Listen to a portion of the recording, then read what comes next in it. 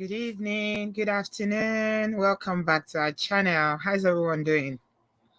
Welcome. Obodo fam, I always hello to how's everybody? Today is a good day. Thank you so much for being here. Thank you for joining us. Good afternoon. If you are joining us from America, North America, and everywhere in the world where it is afternoon now. If you are joining us from Nigeria, anywhere in Africa or Europe, good evening. Welcome back. How are you guys doing? Thank you so much for yesterday. I want to give a massive shout out to all of you who were here yesterday night for that show. I want to thank all our brothers and our sisters, everyone over the fam that was in the comments, that called into the show to encourage me, to pray for me. Thank you all so much. I'm so grateful for your love and support. What can I do without you guys? I don't know what I can do without you guys. So now give me leg stand. Now give me leg stand though. After you, now you. Thank you so much. Thank you, everybody. May God bless you all. May God reward you. Your labor of love and kindness on this platform will be rewarded. Thank you so much. I pray that even as the year is coming to an end, for every single member of this platform who is always here, joining in these conversations, you are supporting one way or the other, that the Lord will reward you. He will visit you, and whatever be the desire of your hearts, that God that we serve, that is a last minute God, He will answer your prayers. Thank you so much. I'm feeling much better. Uzo, thank you, my darling. I appreciate you. Cynthia, thank you so much for all you do. Thank you, Ola. You were here for the duration of the show yesterday. Thank you, Brother Bio. Thank you, everyone else that called. Your names are so many. I can't call them out, or we're going to be here all night. I appreciate you. Yeti, thank you so much. I appreciate you. God bless you. God bless you. So a quick update before we get to the story of the day. I don't want to dwell on it. That is gone now. I just need to get that off my chest. And that is gone now. And it's just going to, let's say, RIP to it. Honestly, it's RIP to that. So like I said yesterday, while we're doing the show, Desmond, that person was watching. He was watching. The minute I finished the show, not even 10 minutes later, he called me from a new number. And he was like, Auntie B, I wanted to call into the show, but I didn't want to, why are you angry like this? He started preaching love and forgiveness. Auntie B, I love you. I'm like, hey. I said, are you okay? I said, and I challenged him. I said, what is the meaning of all this? And he just felt like that. And he want to I told him how I felt, and I told him it was not cool to to be going online and trying to be using my name and saying things about me that it wasn't cool at all.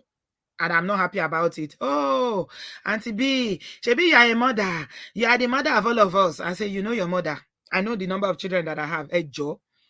Please forgive. I said, no, you owe me an apology. And you need to go and delete all those nonsense that you wrote about me. He said his team has deleted them. I said, okay. Then he asked for forgiveness. I said, okay, I've forgiven you. He said, Auntie B, he wants to be calling me New Year and Christmas. I said, please don't call me. I don't want any.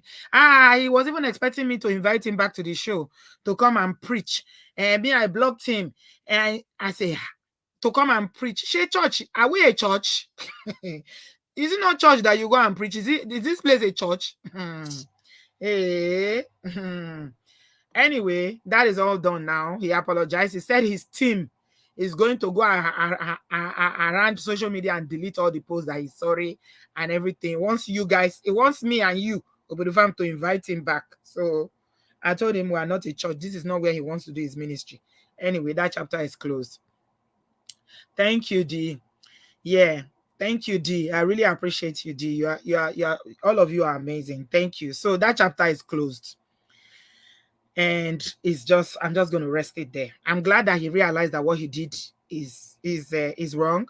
Guess what? I was asking him about the divorce. Oh, Auntie B, forget that one. Forget that one, Auntie B. I raised someone up. He started all the same story all over again. Ah, I just said to him, I say, you know what, you need to repent and look inwards to see the kind of energy that you are putting out there.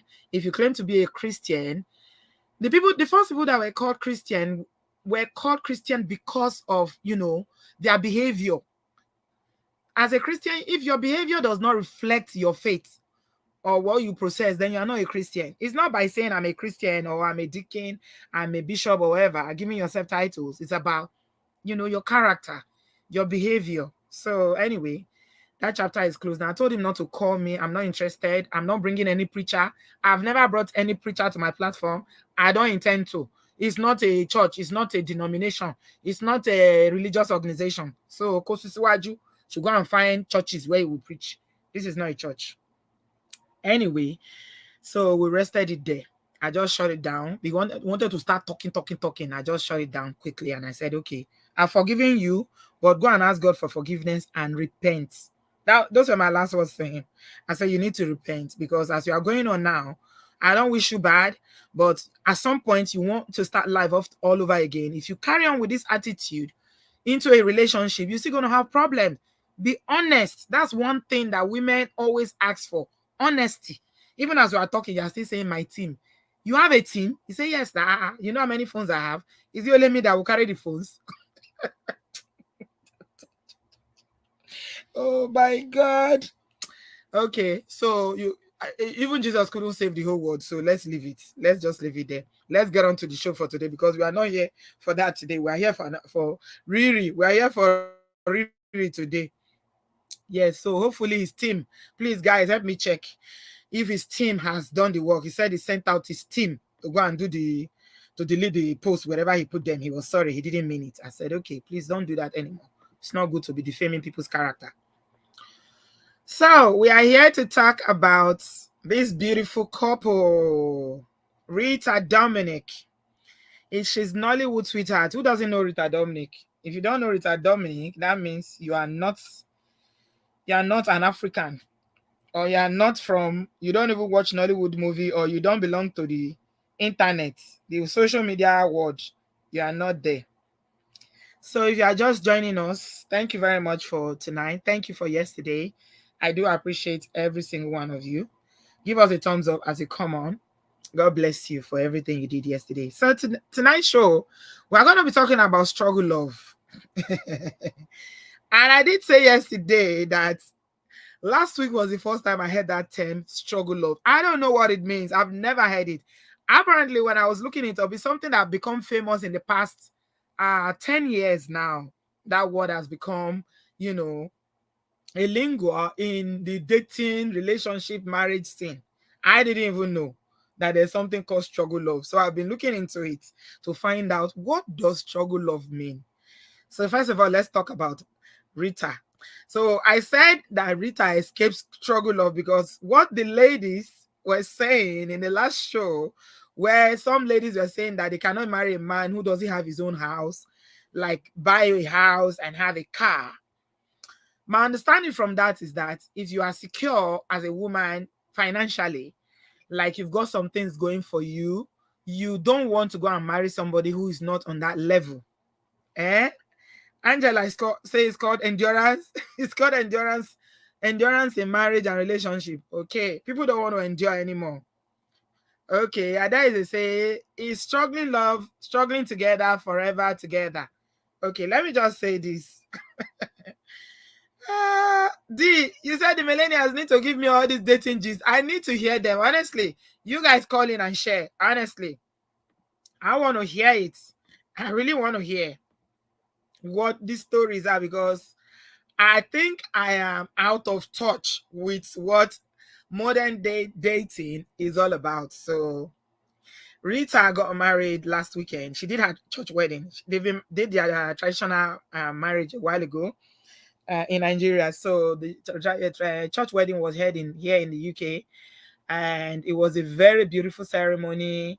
Last weekend, we saw all the images. It was held in Carlton Towers, somewhere in, is it Yorkshire? Yeah. And it was a really beautiful, like dream wedding. This is what you call dream wedding. This is what every girl wants, right? Every girl dreams of the day that they're going to wear this wedding dress, walk down the aisle in the arm of their dad or their family member who is representing, and walk them to the altar. So that's Rita Dominic, and her hubby Fidelis Anosike. So Fidelis is a big boy, right? He's a big boy. He's a publisher in Nigeria. And from what I'm hearing, he's been married like maybe twice before. He's a divorcee. But Rita has never been married before. This is her first marriage. And it was a very beautiful ceremony. Okay. One thing I noticed is that, you know, our people, Nigerians, the way, and I'm not saying this to say that there's anything wrong, you know, some relationships don't work and people have a right to move on. But if it was the other way around, if you flip the coin, this is why people call us feminist movement. But it's good for us to have this conversation. It's not because you want to condemn or you want to judge. It's about enlightenment, right? Aaron and F. The guy has been married, they said before, twice before. This is his third marriage, reportedly. I'm not sure. And Riri is marrying for the first time. If it was the other way around, that is Rita, that was even married once, you hear people saying, the narrative will be different. People don't see it that way. Nobody judges men when they've been married repeatedly. It's okay. Nobody even mentions it. But if it's women, it becomes a thing. I don't think anybody should be judged. The same way that, men are not judged when they had several marriages, women should not be judged. Temiti, you get the point I'm trying to make, right? Imagine a Nigerian woman that has been married twice and will have the audacity to be doing this kind of big wedding. Hey, even the woman herself will say, Joe, let's do something very private and very simple. After all, I've been down this route twice. But I think what I'm saying here is that the same courtesy that we extend to the male gender when they've gone on this aisle 2-3 times before, or even once, let's extend that same courtesy to women. It is not fair that women are always judged so harshly in our culture. If that is what makes me a feminist, so be it. I accept. Women and men should be treated equally, especially when they've made exactly the same mistakes and they are traveling the same roads. Okay? That's number one point I want to bring out. I love them. I think they're a lovely couple. You can see that Fidelis is, he's in love with Rita. Rita couldn't stop smiling. It was all a very beautiful, expensive looking ceremony. This is where I'm going to. We are going to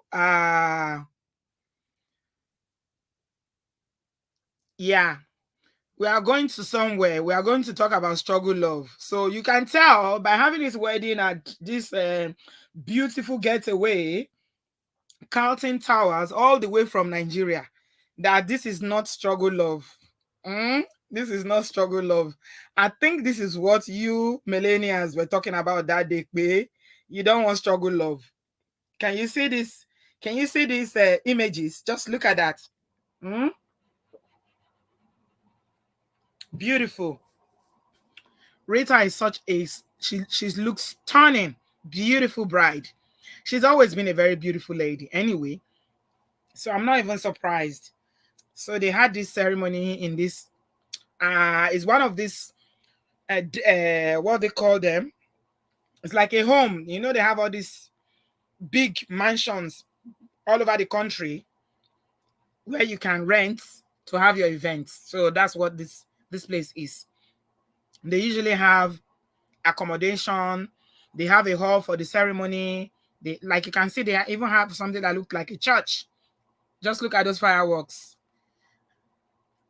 As I was looking at this, I was like, they say that money no de Nigeria, money no de Nigeria, but people still get money for Nigeria. 90% or 99% of people that came to this wedding are from Nigeria. In this economy, If you know how much ticket is now, those of you that are considering going to Nigeria for Christmas, you know how much. This was the I think this was a party. What they call it? Is it bridal shower? They call it. I don't know what they call it. Uh the party before the wedding. What they call it again? Bachelor's Eve. Is it Bachelor's Eve or Spencer's Eve? I don't know. Anyway, the moves there. Not be here. Oh. Rita and Fidelis, they were doing dancing competition. Hmm? Can you see that? Beautiful girl.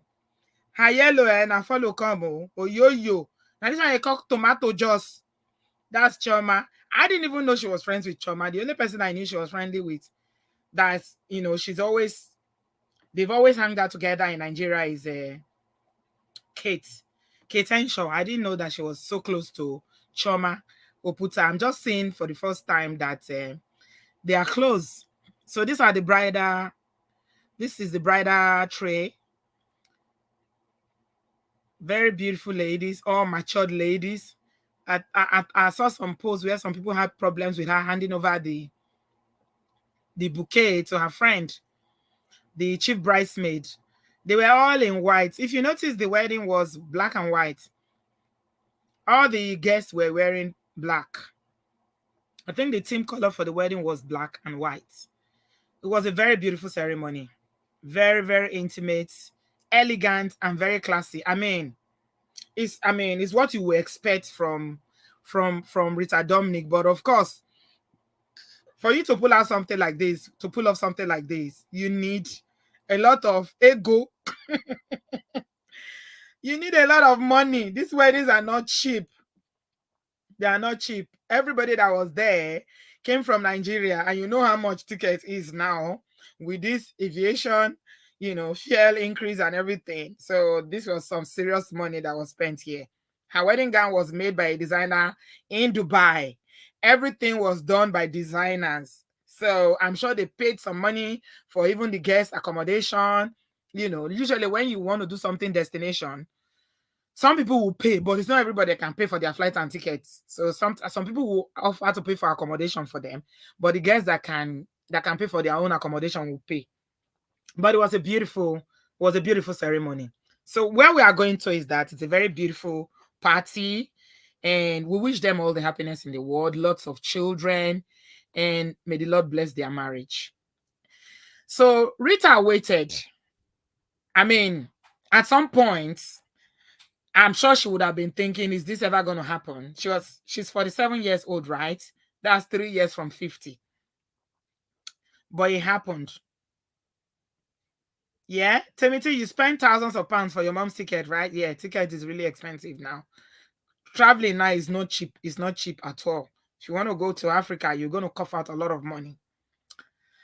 So, they were, let's say, this is what I called Olowo love. It's a lower love, yeah? Okay, so this is all good. It's all beautiful. Okay, the wedding took place in Yorkshire. Yeah, all right. It's all beautiful. It's all nice. Beautiful wedding, beautiful couple. Everybody liked. But it takes money to achieve this dream, right? Not just the wedding alone, the lifestyle. Obviously the guy is doing well. He's a publisher, and I'm not sure who funded it, but I'm sure most times in Nigeria it's the men that fund these things. Sometimes the women will pay for some things, but men mostly fund. They mostly pay for this sort of, men pay more. Is an expectation in Nigeria. But if you want to marry, you should have the money. Did I not upload the one that Fidelis was dancing? How can I not upload this video? Chineke. There's one that Fidelis was dancing so much. I'm going to look for it and upload it. So we wish Rita and her husband all the best, lots of happiness and peace in their marriage. It will not end in divorce in Jesus' name. They will grow up together. They will see their children's children by the grace of God. Social media people, social media evil eye. We bind all the evil eye from this union. This one will work by His grace. So this is beautiful. We all love, everybody love the couple, happy, all their friends, their well-wishers, their family members, everybody was there.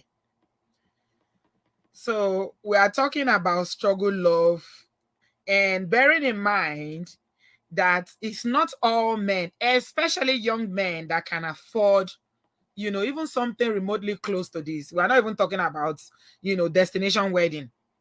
We're talking about even getting married, gun, and just having a small ceremony. A lot of folks cannot afford it.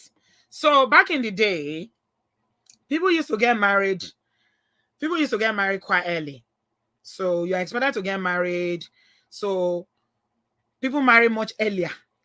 Say maybe 20, 30 years ago, people got married much earlier. All right. So the expectation is that both of you will marry as young, upcoming couple. You grow up together, right? And then you make your wealth together. You make your money together. You make your life together. But in this day and age, people are marrying quite late. And of course, people are marrying very late because of so many reasons. Times have changed. Okay? Things have evolved. People want to get to a certain point in their life before they even think of settling down. Men don't want to marry early, except they have so many things, right? And the women too are advancing themselves in terms of their career, and they are securing that money bag, which is really, really good. I'm very happy for women, because it's very, very important. Because in those days, it was very common for women not to have finished school before they get married. Those who are going to school, they will tell you, if you go to your husband's house, you go to school, So now people are finishing school, they are doing their master's, some even have PhD, they are working and securing their money. You see that wedding dress bar? Imagine how much that wedding dress is going to cost. So you are getting to the nitty-gritty of what we are talking about now. It costs money. All this pop and pageantry that we are looking at, it's a lot of money. It's not cheap. Weddings are expensive. So the point is, ladies are saying, pay and want fair. They don't want struggle love. Me, I didn't even know what struggle love is. Like I said, I don't know what it means. So I started looking into it. And then when I saw this wedding happened, I said, okay, let's talk about Rita. Bearing in mind the discussion we had the last time about struggle love, that a lot of you who are single ladies here, led by the struggle love advocate, Cynthia. Cynthia was like, I'm making my money. I have my house. I have a certain lifestyle. I like going on holidays. How can I not go and marry somebody that will be saving his paycheck and will save for 2 years before he can raise that money? No, I'm not doing it. I'm not dating below my paycheck. And I was kind of saying, ladies, you should be calming down. Be calming down. That it doesn't have today does not mean that you will not have tomorrow. They say, no. They were not having it, though. They say, Auntie B, no. We are not dating. No. He must at least bring something to the table. He must be doing this. I say, you ladies should be calming down now. You should be calming down. Okay, I found the video. of Fidelis. This Fidelis Anosike, the man can dance, so Jesus Christ. Ha! The way he was dancing, I was like, this man, the dancing was serious. Let me show you one video. This is the first video I saw, and the way he was booging down. I've never seen a wedding where the man dance more than the woman. Look at him. He was even in front. Just look at him. I had to take the audio off so that I would not have. He was going up and down like he can dance, and he was so happy. Both of them were happy. They're a very lovely couple. You can tell that they are in love. Can you see that? It's like maybe he went to prepare specially the dance for that day, but I think he's a dancer. I like him. I like them together. They look very sweet together. Cynthia, is it the type you want? You don't want struggle love.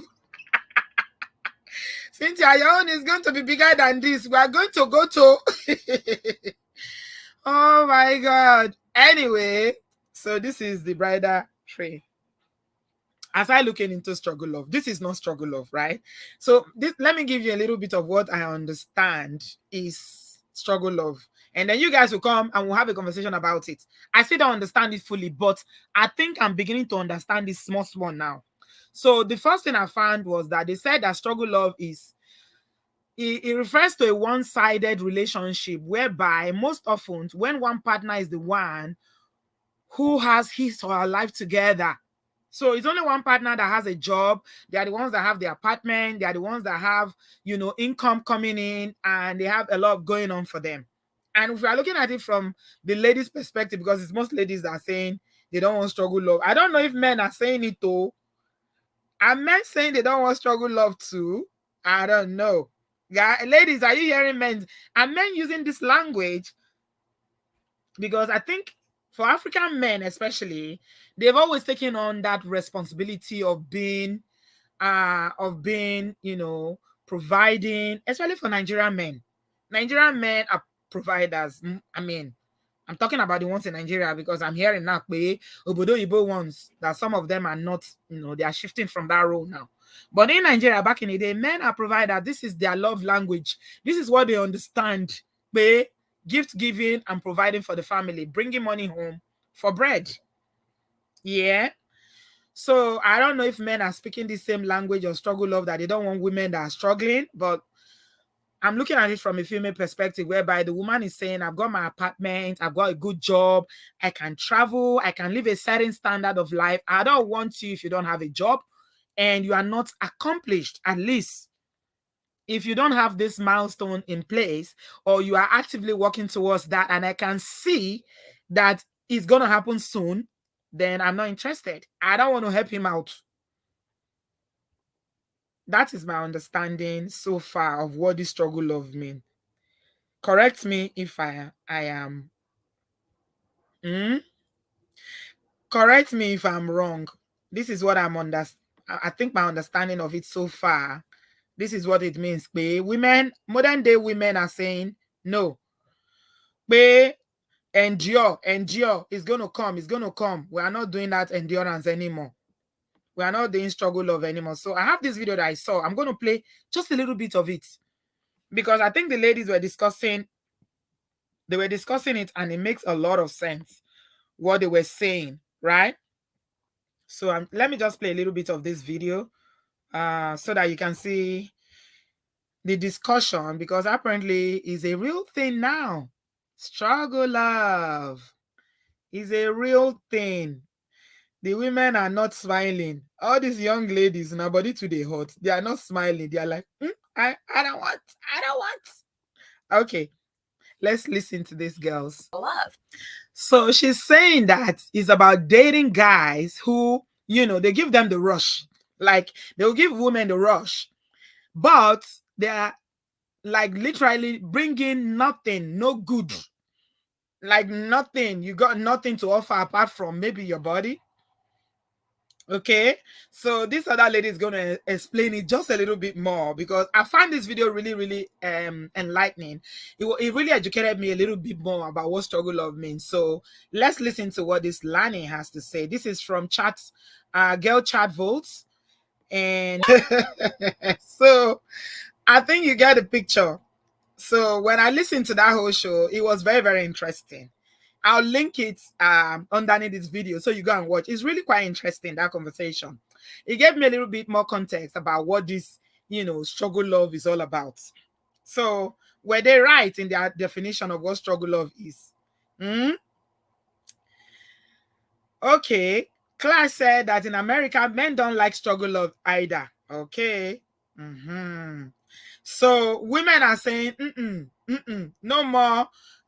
How did somebody describe it? Yesterday was funny, the way somebody described it. They don't want surulere. Women are saying, no more surulere, bro. Along shogo. We want you when you are at par with us in terms of, what you're bringing, not only financially, emotionally, and, because, okay, so the last show we did, I understood it from only a financial point. But from what these ladies are saying, it's not just on a financial basis alone. It's about other areas, such as the way you are treated, Some people who have commitment phobia, they don't want to commit, but you just hang on and keep hanging on. 10 years, they are still dating you. You know, people cheat on you and walk all over you, and you still stay there because you think they will change one day. I mean, if you look at it holistically like this from every angle, it makes sense to me. Because the reason why I was disagreeing the other time was because you ladies were only talking about it from a financial angle. All right. And with that lady saying, what's her name? Lillian was saying that she cannot marry a man who hasn't bought his own house in Lagos, Nigeria. And, you know, Jola came and explained and told us what it means in Nigeria and how some things that we take for granted, especially ladies who live or people who live in this part of the world, that they don't have that buffer over there in Africa, especially in Nigeria. You got to pay for everything. Things like, you know, generating your own electricity. For instance, you are a young lady, you live in your own apartment and you're comfortable, or you live in a family home that is comfortable. You can generate your own electricity when there is no light. So you can afford to buy a big generator that can give you 24 hours comfort that electricity brings, right? So my understanding of that conversation is that you don't now want to go and date somebody who lives in another part of town where he's sharing, face me, I face me, I slap you. And you come and tell me to come and visit you or something. I'm dating you, I come to your house, you can't even afford fan when I'm using AC in my house 247. And I was like, we should be looking at ambition. We should be looking at aspiration. And are people hardworking? Is it a question of they haven't, you know, the opportunity hasn't presented itself yet for them to actualize or to move on, to step up, right? So I was looking at it from that angle. But what I can tell is that this day and age, a lot of women are saying, Babu, I'm not dating anybody that is not within my bracket, anybody that is not within my tax bracket, somebody that cannot give me the same standard of life that I'm accustomed to. If I can provide it for myself, you got to be in the same category. If you cannot match me, then you are not for me. Am I right, Cynthia? Cynthia is in the studio. She's the advocate. She's the one that is the plate carrying member of. She's the one carrying the plaque for No Struggle Love. Am I Say on no to camera? struggle love, Cynthia says. Am I Hi, correct? everybody. Yes, Hey, absolutely. Cynthia, why are you Hello. freezing? I don't know. Let me, I think it's my camera. Your I thought, let me internet show my freezing. face since everybody's always saying, where's my face? Hi, guys.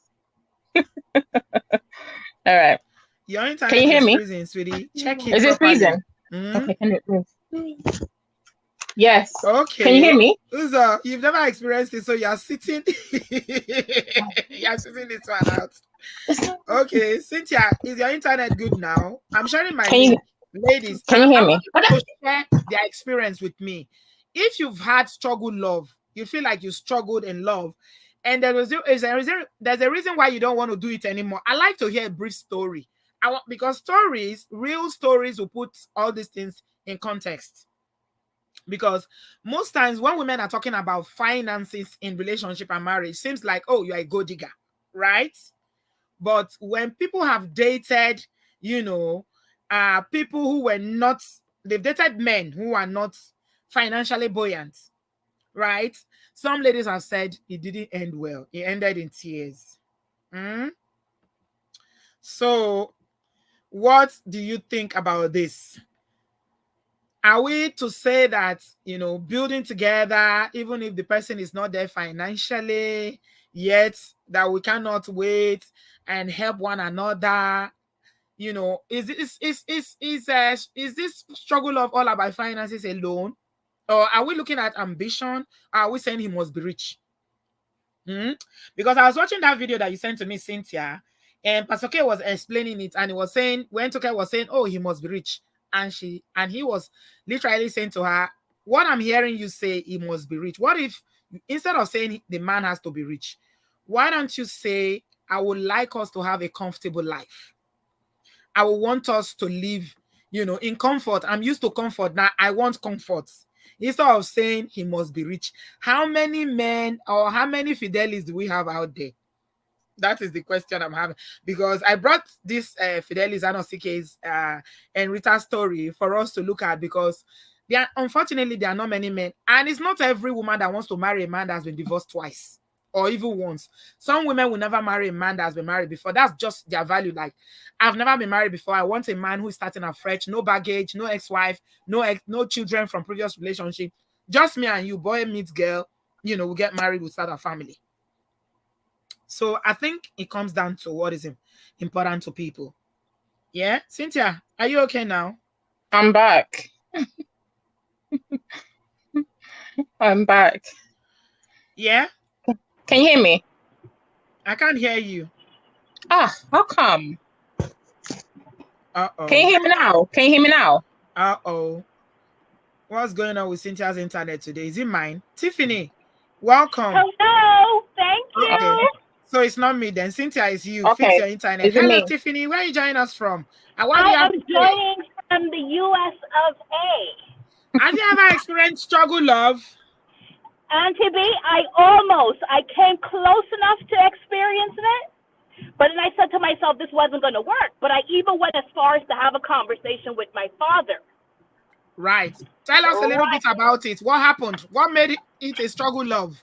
And why did you back out?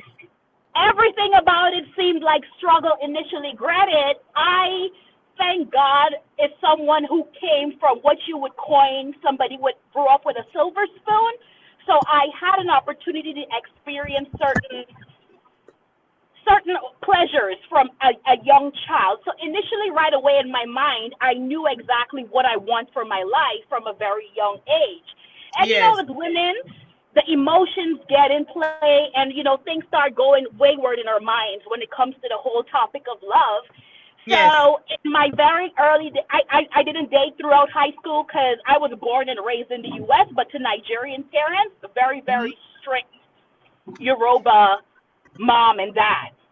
Right. I met one lovely Igbo guy once, like great. Everything seemed really nice about him, but the only issue, he really didn't work for much money at all. And I'm an emergency room physician. So with that being said, I make a different amount of money.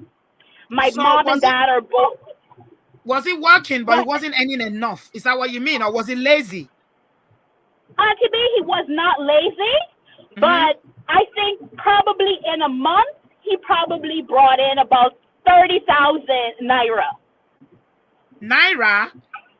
Yes, he lived back in Ibadan at that point. Ibadan? You mean he lived in Nigeria, Ibadan? Yes. So how did you meet him if he was naira, living in Ibadan? You were living in the US. How did you meet him? Yes, I met him when I went to Nigeria. Good-looking guy, about 6'3", however you want to describe it. But that financial aspect was just not going to work. Right. Everything he told me, everything I wanted to hear. Beautiful guy, family-oriented, Christian, every single thing. But that money aspect, he never asked me for a dime. He had a child, the mom of that kid had passed away, unfortunately, really unfortunate circumstances. But I knew, as a U.S. citizen, bringing him from there to here, all of the burden will fall on me. And I wasn't raised in a family where the woman supports the man financially to that degree. Was he educated? No. So you see, we were already on. No, we're on two different sides of the stake. As an emergency room physician, our language was different. We couldn't speak about certain things, but outside of that, he seemed like a really, really wonderful person. So this man he wasn't educated, and he was earning 30,000 naira and lived in Ibadan. And you are an emergency room physician in the US. So, yes, ma'am. So, okay. So it's not just about him. I was going to say that if maybe he didn't have the opportunity, but if it's not, did he have intention of going back to school or anything? Like, did you ever have a conversation about that? Absolutely did have a conversation with him, asking him what it is he planned to do with his life. Yes. Hello, Tiffany.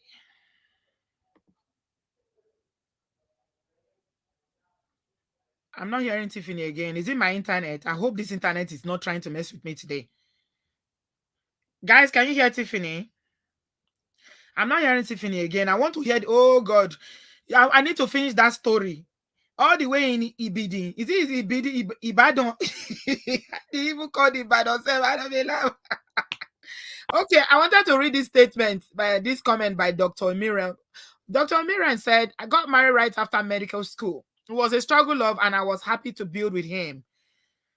Did It didn't work out for me. I felt like I was being punished for being on a higher earner. You know what, Dr. Miriam? I've heard that many times.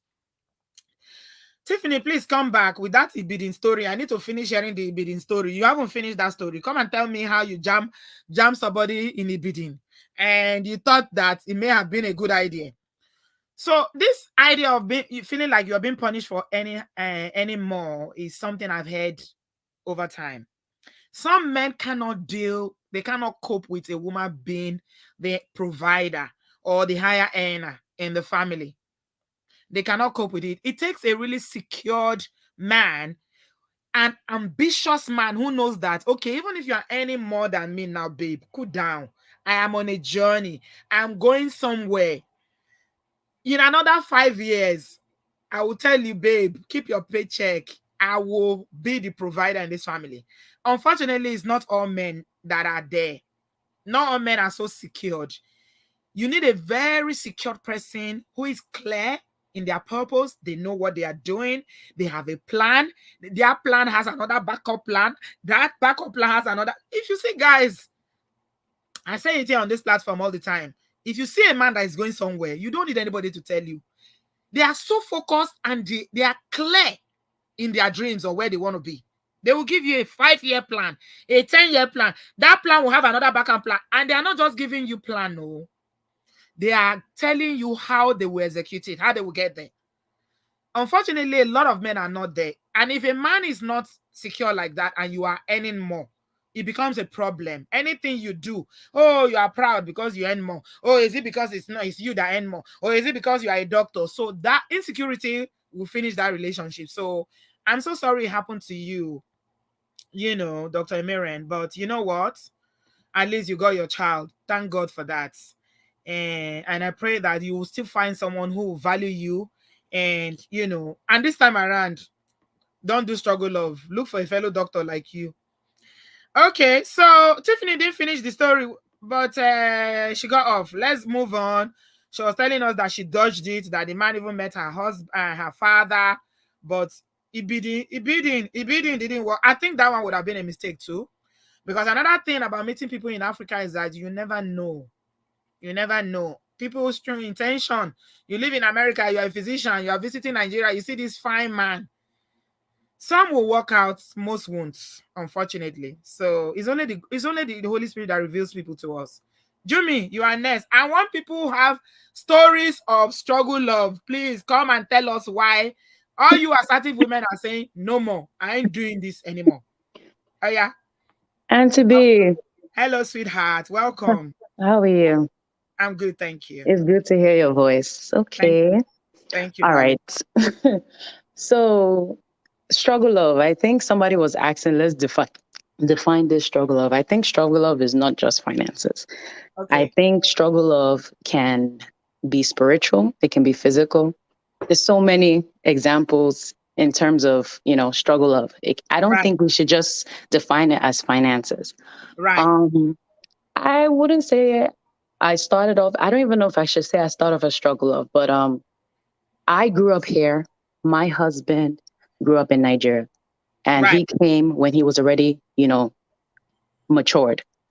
So of course, a lot of women may not even go for that. I was probably in grad school when I met my husband, Mm-hmm. and of course, he's just starting, the hustle and bustle of this country. But I knew when we were dating, I asked this man, what's your plan for the next 5, 10 years? This man already had everything planned. And Amen. I already Amen. knew that when we get married, he will go back to school. Amen. You know, because when someone's coming from Nigeria, don't think you're going to come with all those certificates and degrees or whatever. You're going to start again. Yes. You're going Yes. to start again. But I already knew in my mind that this man has a plan. Hmm. Like, this man has a plan. And so far, we've been, what, 6 years married? And the trajectory of our life is just been, things have been getting better and better. Tell So me I was, about it. Oh my God, this is a successful story. Oh my God, I'm so happy to hear this. So no, when it because I came, just feel like, sometimes women, we push a lot of men to the side, especially when they're coming from Nigeria or, coming, starting all over, or whatever we want to say. I don't know how, not a lot of people can handle it. And it yes, really takes matured and spiritually wise people, I think, that can handle, that can wait a little bit. And my wait is not even like I'm just wait. It's not like he was lazy. He was still working while I had my first child. My husband was going back to school. Yes, at that point it was tough, but life, marriage is never that easy. You get what I'm mhm, saying? Nothing is gonna be all flowers and blooming roses oh throughout yes, oh yes, throughout. And but the thing is also, I was also in my 20s, mid 20s. I got married at 25. right, Now we have to put that into context. Not a lot of women, now that I was 20s, so I can handle that. And I was working, I was just starting my career. So it was okay for me to, like, be the, I guess, so called breadwinner at that time while he's going back to school. yeah. But with the way things are, my husband now is in a corporate world. I'm not bragging or anything, but in Brag, in please some, brag. no, Jumi, please brag. I give you permission to brag. but Your what I'm story is fitting my belly because but I mean I'm so happy that it worked out for you. So please yeah, it brag. worked out. And what I wanted to mention is that there's gonna be a time where this man will probably make triple, quadruple than me, because I know the way my career path is. There's a certain, let me not say cap, but I know how my salary will move. Are But with you the way he's doing, which say that- industry are you in so terms I'm of an your career? occupational therapist. You're occupational therapist. Okay. Yes. Are you in the UK? No, I'm in New York. This drew me from Okay. New York. I'm always calling in once in a Oh while. yeah, yeah, yeah. Oh, sorry, my darling. It's Sometimes it's okay. difficult to keep up with No, it's names. many of us. It's okay. Mm, So I kind of know how much I can also gauge how much I will make, how far I can go. In the US, it's not hard to really gauge what a certain career will make. yes. You get what I'm Everywhere. saying? Not only US, Everywhere. everywhere. Yeah. Exactly. We know Mm, what a nurse can make, a doctor kind of, we know. And my husband being I don't want to like say everybody's my own business like that, but him being in a corporate world, I know how things are moving for him. And I'm like, wow, in 2 years, you made this much already. So it's just, I feel like sometimes we push some men to the side, mm, where we feel like, ah, nah, this guy just came from Nigeria, or this guy he just started, or he's just starting life. And I understand not a lot of people can take it. And yeah. even one of my friends that is single, she was saying, Jumi could take that risk in her 20s, but Mm, people in their 30s and their 40s, I mhm. understand they probably can't take those risks, you Yes. know. And you haven't, I mean, in your 20s, I'm assuming that you didn't have a house then in the No, US. so You right now haven't in bought my a house. 30s, we have a house now. You get what I'm So saying?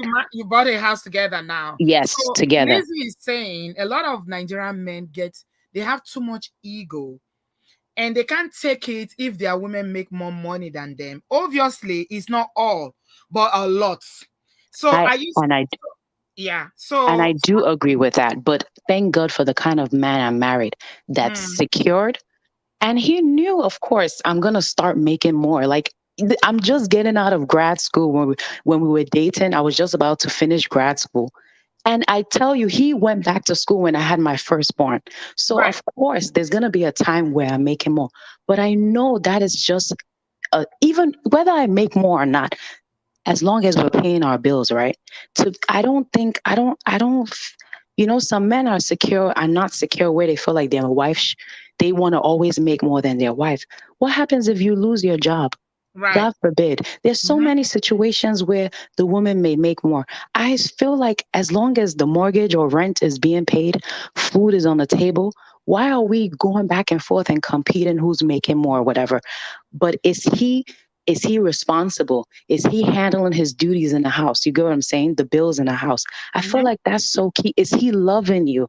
Yeah. Is he, we forget those Be- aspects because yes, because finances are important. And to yeah. be, I Mm-hmm. won't lie, Mm-hmm. finances are very important. I won't say that everything is always all rosy, but at the Yeah. end of the day, I know he's a hard working man. Even Yeah. if he has to do a side hustle or Yeah. whatever, even me too, I do side hustles. You get what I'm saying? I feel Yeah. like everyone, no one should get comfortable. We should all keep trying to do better in And every phase of our life. and you know something, Jimmy, what I find is that if you are a Christian and you are married for the right reason, when I say right reason, you know people marry for different purposes, right? That's true. Right. If you're married for love, the right reason to marry is love and you want to build together. You want a life together. If you are married for the right reason and you did Christian dating and you are both in the Lord, your finances should be together. Your purse should be together. I know a lot of marriages are not like that. Everybody has their own money. Somebody explained it and said that if you start saying my money in a marriage, if you start saying the wife saying my money, the husband saying my money, Yeah. already there's a problem in that marriage And you know what's because so funny, and to you be, are I not had to seeing check each myself other one as, time as too. one. Yeah, I you're was not seeing each almost other as like that. yeah. I was Go ahead. almost like that, and I had to check myself. There was a time my husband and I had a major argument because it's almost like I think it had to do with I was paying something my car note, and I just kept saying my, like almost like you don't know what it is to pay this. So, and I realized I had to check myself, like, what are you doing? Mm-hmm. Why, what are you doing? This man is doing what he needs to do.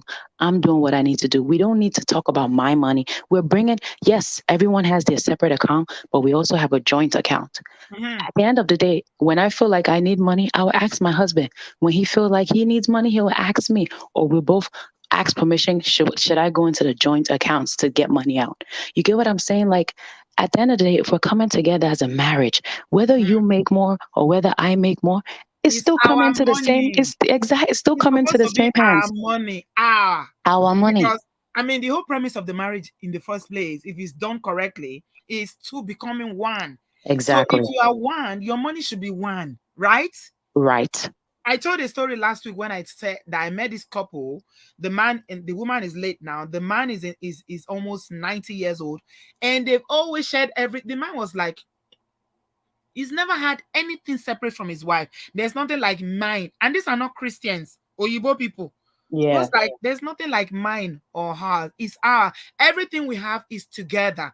The reason why we have this problem is because we are not sharing together. And maybe some people feel like I'm bringing in more.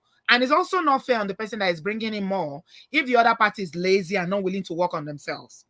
The reason why it works for you, Jimmy, is that your husband was putting himself back to school. He was willing to work to get himself. He didn't just get to the corporate world overnight when he come to the At US. all. At Exactly. all. But you also see another person in the same situation just come from Nigeria to the US and they will get their first job, maybe doing, one of these low paying job, and they will never move from that. And to be, my husband was a security guard when we were dating, but a lot of people cannot handle that. Even to be honest, even my parents were a little bit, I'm the only child, so I felt like they could have been, as a parent, anybody would be like, "Ah, my daughter's about to graduate from grad school, and then, the guy that she's dating is probably, it's something that it may not sit well. But I knew in me that the kind of, let me not say I know his potential, I know his destiny, but I knew that he was a serious person. I know that he's a serious person. Even till now, he doesn't stop educating himself, which is also inspiration for me. You get what I'm saying? So I feel like not a lot Absolutely. of people it may not sit well with a lot of people.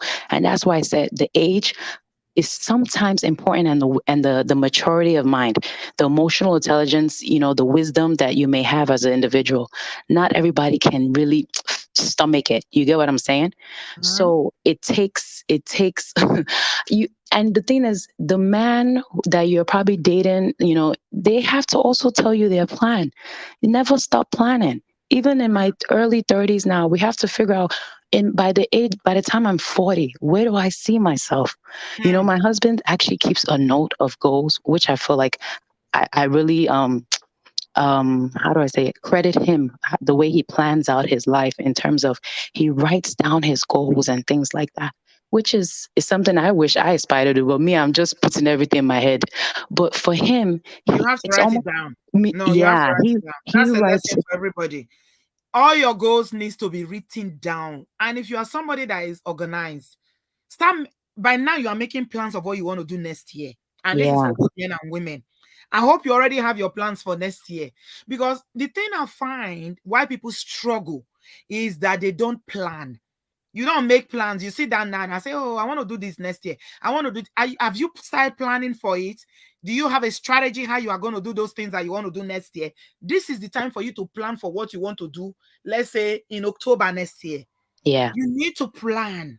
And it starts by you writing it down. Then, okay. Oh, For and I have instance, you to. say you want to buy a house. Yeah, Or let's say you want to build a house. Let's use the common one that a lot of Africans in diaspora like to do. Build a house in Africa. You want to build a house in Africa. You've been working towards it, you are saving. By now, you should have a watertight plan and another plan underneath. Okay, this is how I'm going to go up. You need to, the reason why people get stuck and frustrated is because they don't have these plans oh, written and I down. want to add something too. I don't want to attack anybody, but another thing, this please nobody should take it personal. But another thing, we made a plan. We both said together that we are done with 2 kids. And Mhm. that's another thing I feel like people should. I'm not knocking anybody for having more kids or whatever. It's whatever you can handle. But me myself, we know the kind of lifestyle we want to live. And we plan that we'll stop at 2. Yes, aunties, some of my aunties will call it, oh, Jimmy, try one more. Even my mom will slickly say, try one more. But I said, no, we're good. We're okay. Why? What? We have a boy, we have a girl. Why do we need more? If Even I if don't, you have two girls, even if you have two boys, it doesn't matter. it doesn't matter. You If get you what I'm want saying? to, What you I'm want saying to. is we are good with our 2. Yeah, But, and sometimes people don't realize the more kids you have, the more that money has to stretch. of We course. know the kind of lifestyle we want to live. We want Mm-hmm, to travel. We want our mm-hmm, kids to have the best. Yes, everybody wants their kids to have the best. But if we know this is what we can handle, right, we'll stop. You get what I'm saying? And I think that's another thing people also have to plan so mm-hmm. that certain things, like, because let's be honest, it's not getting any cheaper to raise kids. No, I it's know not. how much it's not getting any, things keep getting, even college, I'm still paying back some student loans. You get what I'm Mm-hmm, saying? So mm-hmm. things get more expensive as the years are increasing. You get what I'm saying? Yeah, So I just think people also need to plan better when it comes to marriage and things like that. I just wanted to add that. But yeah. that's Thank all. you so much. Oh my God. Thank you, thank you, Thank you, thank Auntie B. you. Thank you. Thank you. I really appreciate you for sharing that. It's very encouraging. Your story is so heartwarming. I wish you and your household continuous happiness and joy. It's worked for you. I'm so happy for you. Unfortunately, for other people, it hasn't worked for them. So somebody said why Jimmy was saying that the husband just came from Nigeria where she was, just finishing or she was in grad school. That some people when they come, they get their first job and they become complacent. I don't know why some men are so complacent. I know a guy in this country, in the UK here. Cynthia, I know you have the other side of the story. Hopefully your internet and mine will correspond now, so it will work well, so I can hear you. I'm going to come to you next. And the guy, the first time I we're chatting, I say, "Oh, what does your wife do?" He's married, and he was telling me how he's having problems in his marriage. This da da da da. What does your wife do? Oh, she's a barrister. He said it with so much pride. I looked at him the way he said it. I said, "Oh, that's fantastic. She trained here, yes.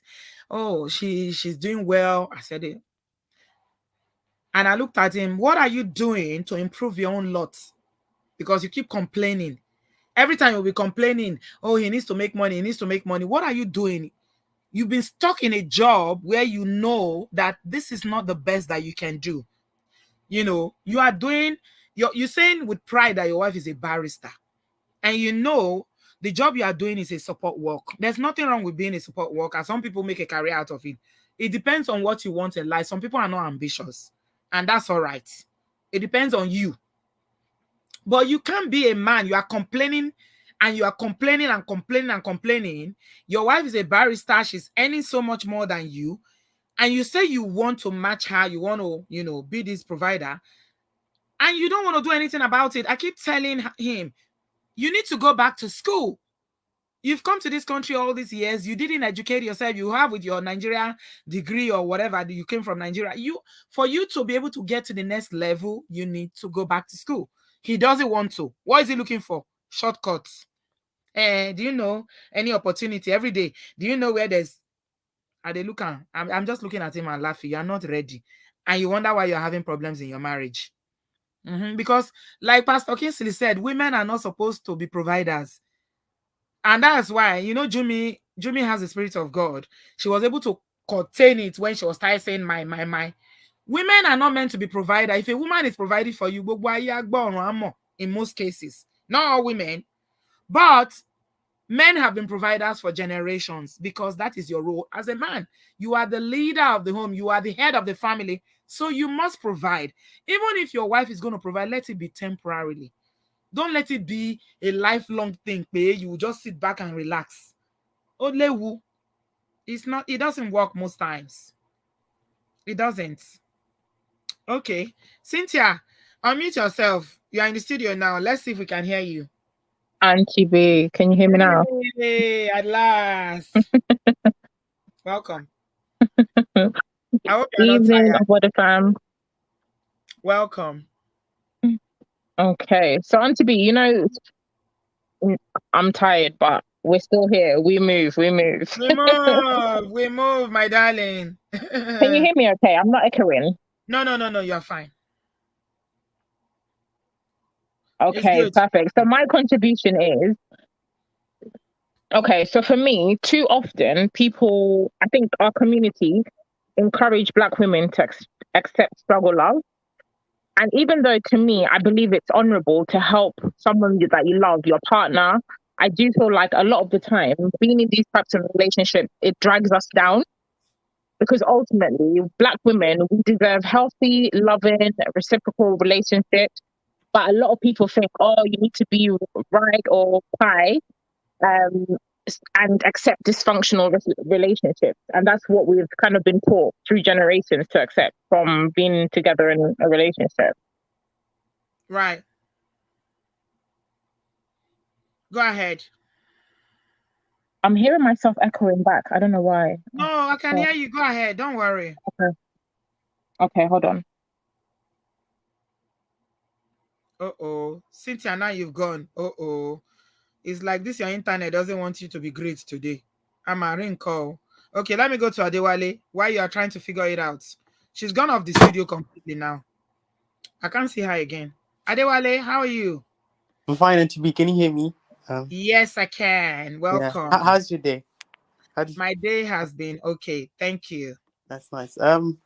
My own contribution is, I think what I understand from struggle love is like a one-sided love, but there's a part of it that I don't completely agree with. That's the financial part where you say, oh, I can only date someone in my tax bracket, because it's a very, very risky and almost mathematically impossible to do, because there are not as many successful men as there are women, and there are also not as many successful. Exactly. So there are also not as many successful women as there are men. So if one is saying, "Oh, I just want to date someone in just my age bracket," you're eliminating a lot of people, and you're taking a risk, because you might not find that person that fits your bracket, because apart from finances, you also need to consider other things like age. Like you might get very successful at the age of 35, and your successful counterparts might be older or younger, and then you might have another criteria by saying, "Oh, I don't want to date someone who's 10 years older than me or 10 years younger than me." That takes some people away again. So I'm ambivalent about it. I don't agree or disagree with. Let me tell you what women are saying, Adewale. Women are saying, at least what I think I'm hearing from them. If I'm wrong, ladies, please correct me. What these ladies are saying is that, okay, African women are not conditioned, because there are several aspects of a relationship, like you rightly said, that you don't agree about. The financial aspect alone, there are emotional aspects, and there are the practical aspects. So, for instance, you are in a marriage where you earn more as a woman. The way the man can make up to make you feel like, okay, you are not, there's no role reversal in this relationship for him to pick up the other aspects. Like some white people, they don't have a problem being the domesticated person who is doing the work, the That's laundry, the true. housework, doing That's true. chores, taking children to school and back. But you will see in most cases, especially Nigerian men, as wonderful as you are. You guys know, I love Yeah. my Nigeria brothers. You guys are amazing. You are the best men in the world, as far as I'm concerned. But because of the way you've been socialized culturally, and in terms of religion and everything as the head, that is a problem for the average Nigerian man to say he wants to do school runs or he wants to wash plate or cook, when the wife who works longer hours because she earns more is doing that. So if you do not pick up the pieces on the other end to do the things she's supposed to do, then that marriage is likely to crumble. It's gonna Because you crumble. can't have a doctor, like doctor, we have a couple of doctors here who are women. They will go to work and they do really long hours, maybe 12-hour shift. Then you that did, fewer hours, your work is less stressful. You come home and you expect her to go to the kitchen and cook for you. How long will it last? That kind of It's never marriage. gonna last. That's why I Exactly. said that I don't agree or disagree with it, because I know a lot of people that this concept of struggle of worked for, and I also know a lot of people it didn't work for. So just because you don't want to be in a struggle of, or you find someone who is in your tax bracket, doesn't mean it's going to work, and it also doesn't mean it's not going to work. So at the end of the day, everyone just needs to, how do I say, apply common sense to it. You Yeah. just need to look at the individual Yeah. and judge, is this a hardworking person?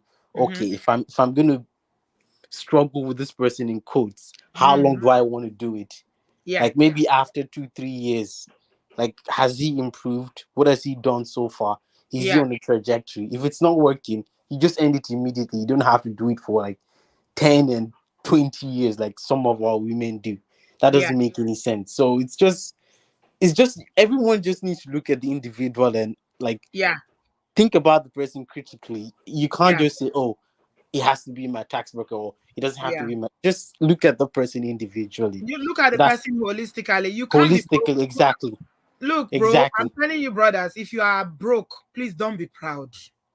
Don't be proud. Humble yourself. Because women, if you understand women very well, what we need more, even more than your money, is emotional satisfaction. And the way you can support a woman if you don't have the money to bring into the relationship is to satisfy her emotionally. And if you are not doing that and you still don't have money, she's making more money than you, and you are still not available It's emotionally, definitely and you not are going not to supporting work. her, then what is the point? Yes, there's no point. It's no So point. this global sisters connection said you can't be unsupportive emotionally and broke, and then you refuse to help with domestic chores. You say, I'm a man, I can't wash plates. My father did not cook. My father didn't do this. No, no, no, no. You are not your father and your mother. You have to move. Your father probably provided. That's why he could afford house help for your mother. I mean, in the 21st century, saying that you're not going to contribute to other aspects of the family is delusional. Yeah, It's like it's an archaic way of thinking. I mean, as a man, as a Nigerian man, you can't just, I keep saying this thing, you can't just keep thinking that the only contribution you need to make to the family is financial. yeah, That doesn't make any sense.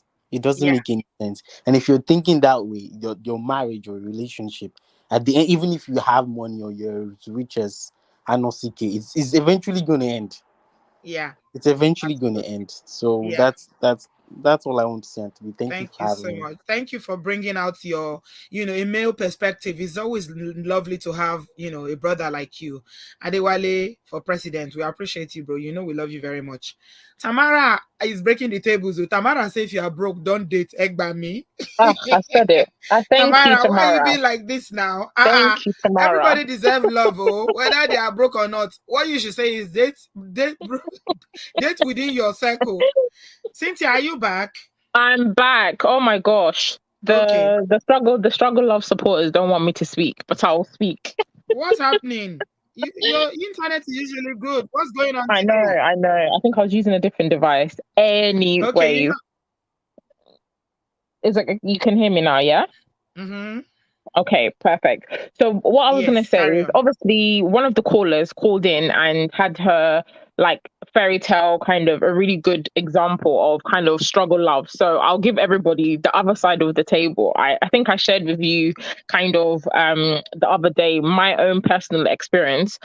Can I say it was struggle love? I think it was more so dating Yes. and putting my eggs or my hopes into somebody that was very complacent.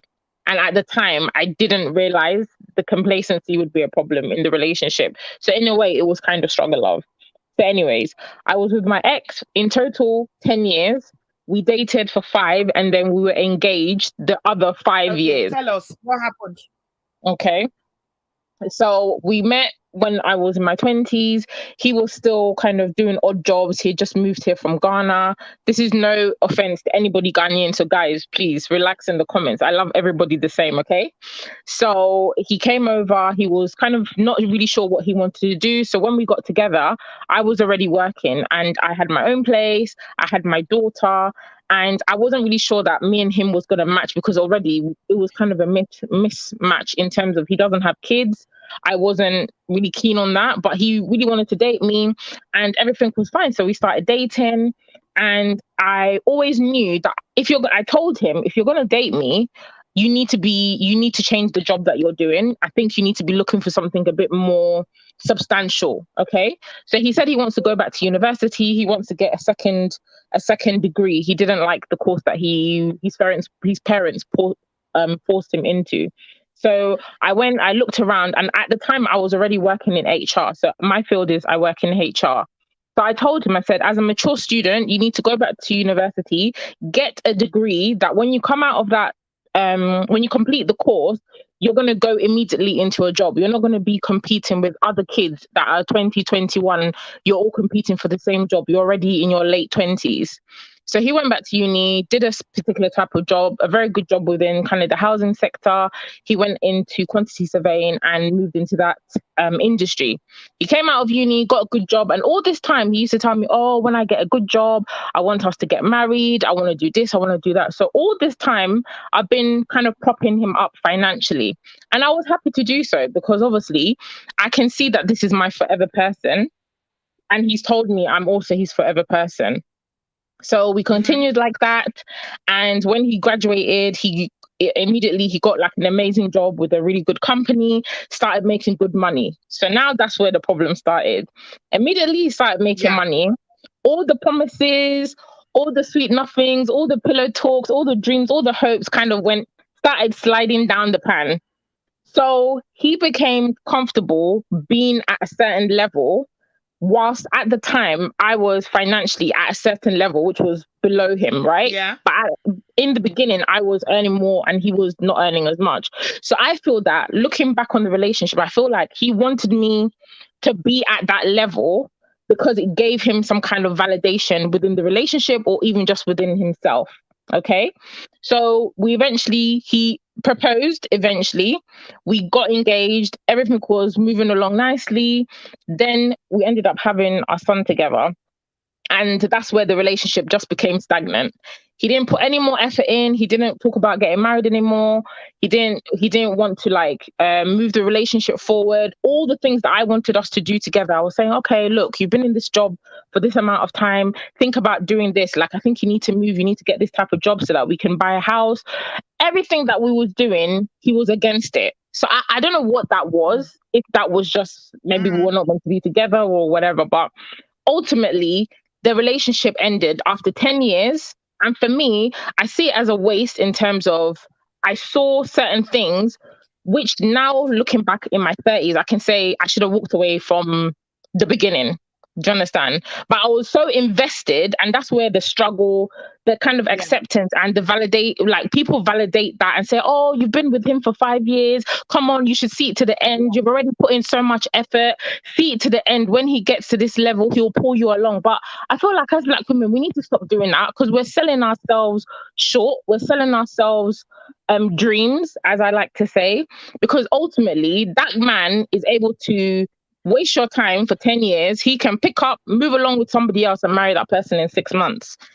And now me, I'm left with 2 children, by myself in my 30s. And unfortunately, society still deems that as like a massive taboo. And I'm the one who's in a Yeah. more difficult position to find somebody. So that's why for me, I said, look, for myself and for my kids, the type of person that I'm going to go into a relationship with now in my Mhm. 30s, I'm not struggling with anybody.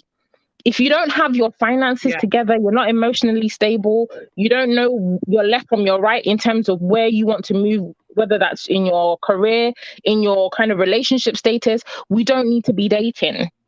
So I don't have time to pull a man up at this stage in my So life. Yeah, another lesson that I can get from your story. I can hear you, Auntie B.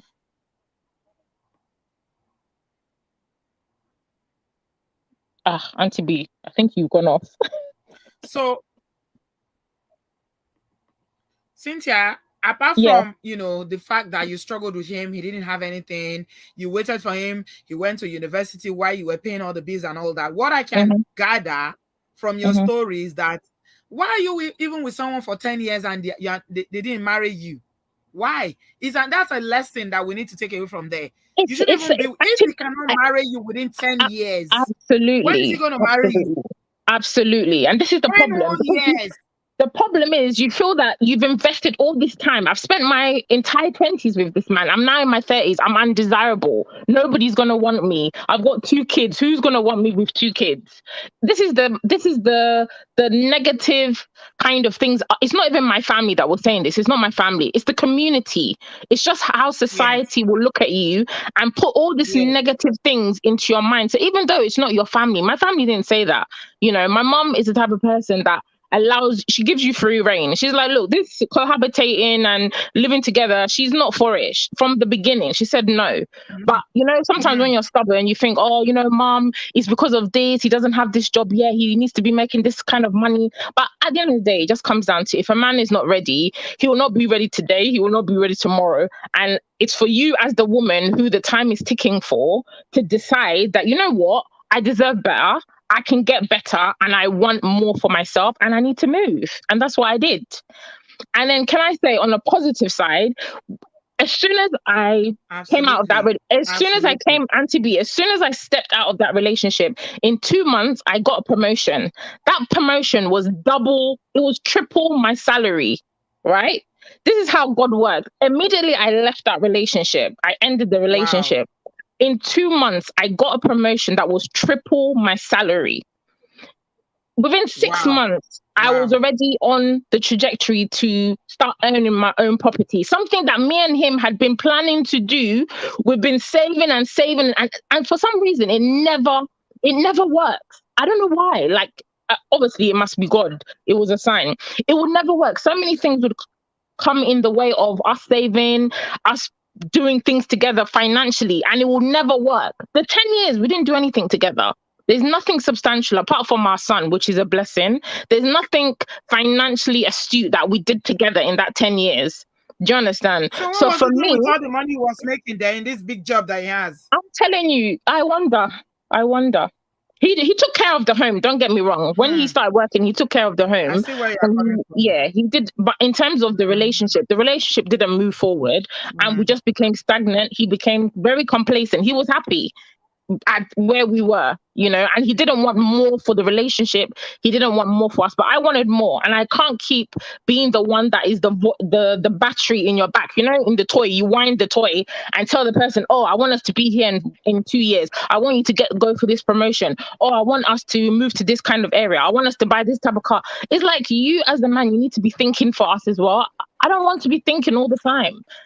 I don't want to be the one steering the relationship all the time. So unfortunately, that's what happened. So that's my Yeah. side. I'm not saying that it doesn't Yeah. work. There are It gets it tiring. does. Yeah. It does. It's tiring. So that's but today, I mean, we're Yeah. good. We have a great relationship.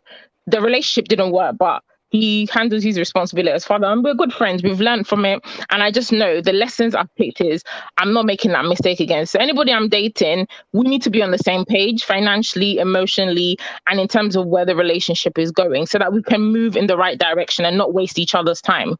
That's it. Absolutely. That's Absolutely. I it. see where you're coming from. I mean, you have a very valid point. I mean, I usually say to women these days, please, I know you are the woke generation, you are millennial, you are this, you are that, but the principles about marriage has never changed. It won't change. Don't go and live with a man that hasn't married you. Oh, I know. The worst Please don't mistake live with a ever. man that hasn't married you. I don't care what he's offering. If he wants you to play the wifey duty, let him put He a needs ring to on put it. a ring on it. Period. Absolutely. Period. Period. Don't go and be doing you are doing cohabitation. Cohabitation is a no. Apart from looking at it from because not everybody that is a Christian, looking at it from a spiritual point of view, you are not married. You shouldn't be doing wifely duties based on no. He doesn't even have. He has not even committed himself to marry you. So why should you be living with him and playing the role of a wife?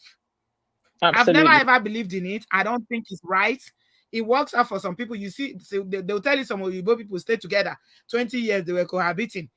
They were living together, they have children, they marry 6 months later, they will divorce. I don't know. But I just Yeah. feel like if you want to do it well. As Africans, I will encourage all you ladies here because this is why I think again about cohabitation. It favors the men more, Absolutely. right? It favors Absolutely. the men more because they are the ones that will enjoy all the privileges of living with a woman, but without the commitment of marriage.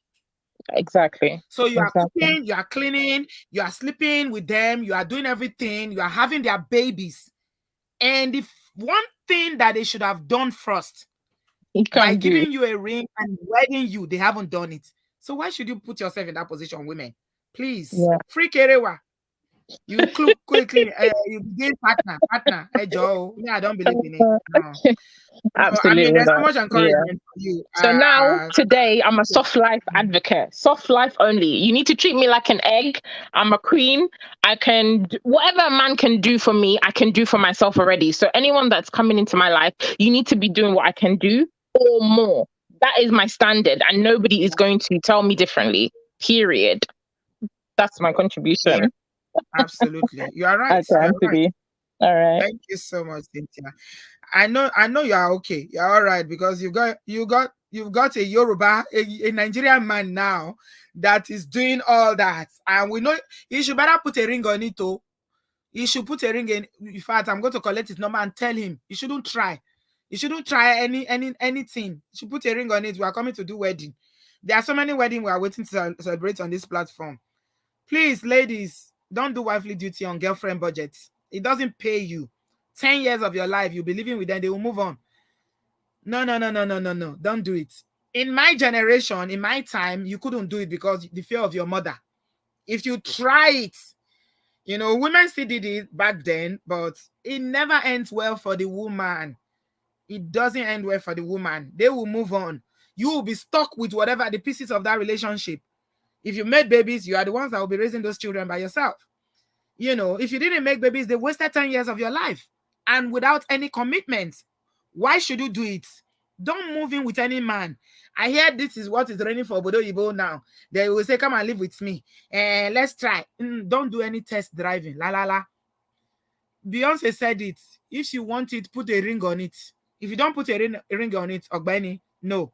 Kole work. I'm not staying with you. Mm-mm.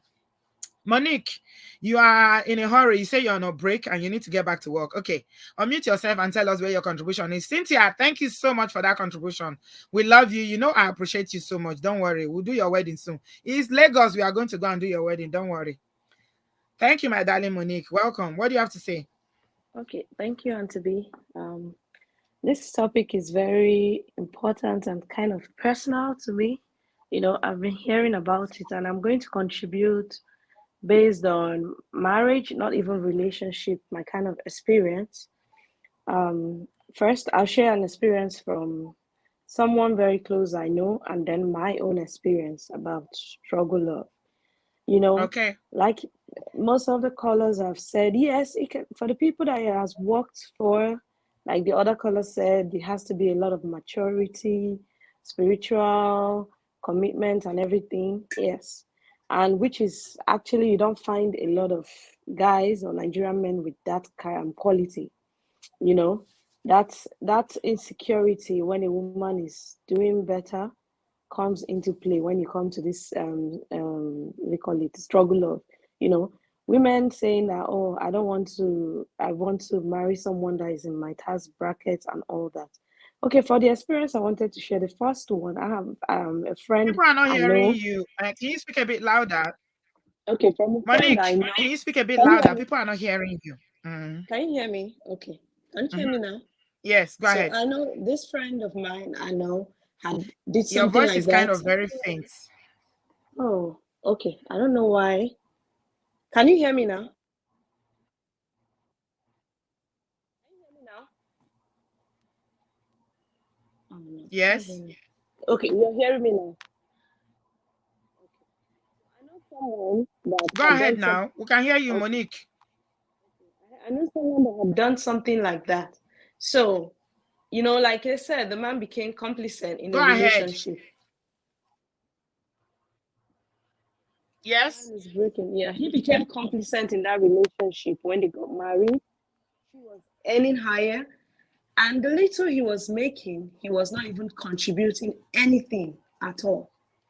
He became so Can you comfortable guys that hear her? I stopped hearing how. Yeah, cohabitation. When you are cohabiting, it favors the man. No, it's the man that it favors. Oh, it favors the man. That's why I'm never a fan of cohabiting. Don't do it. Auntie B, can you hear me now? You are back now. You were gone for a minute. Oh, But you are telling us stories. Oh, yeah, go ahead.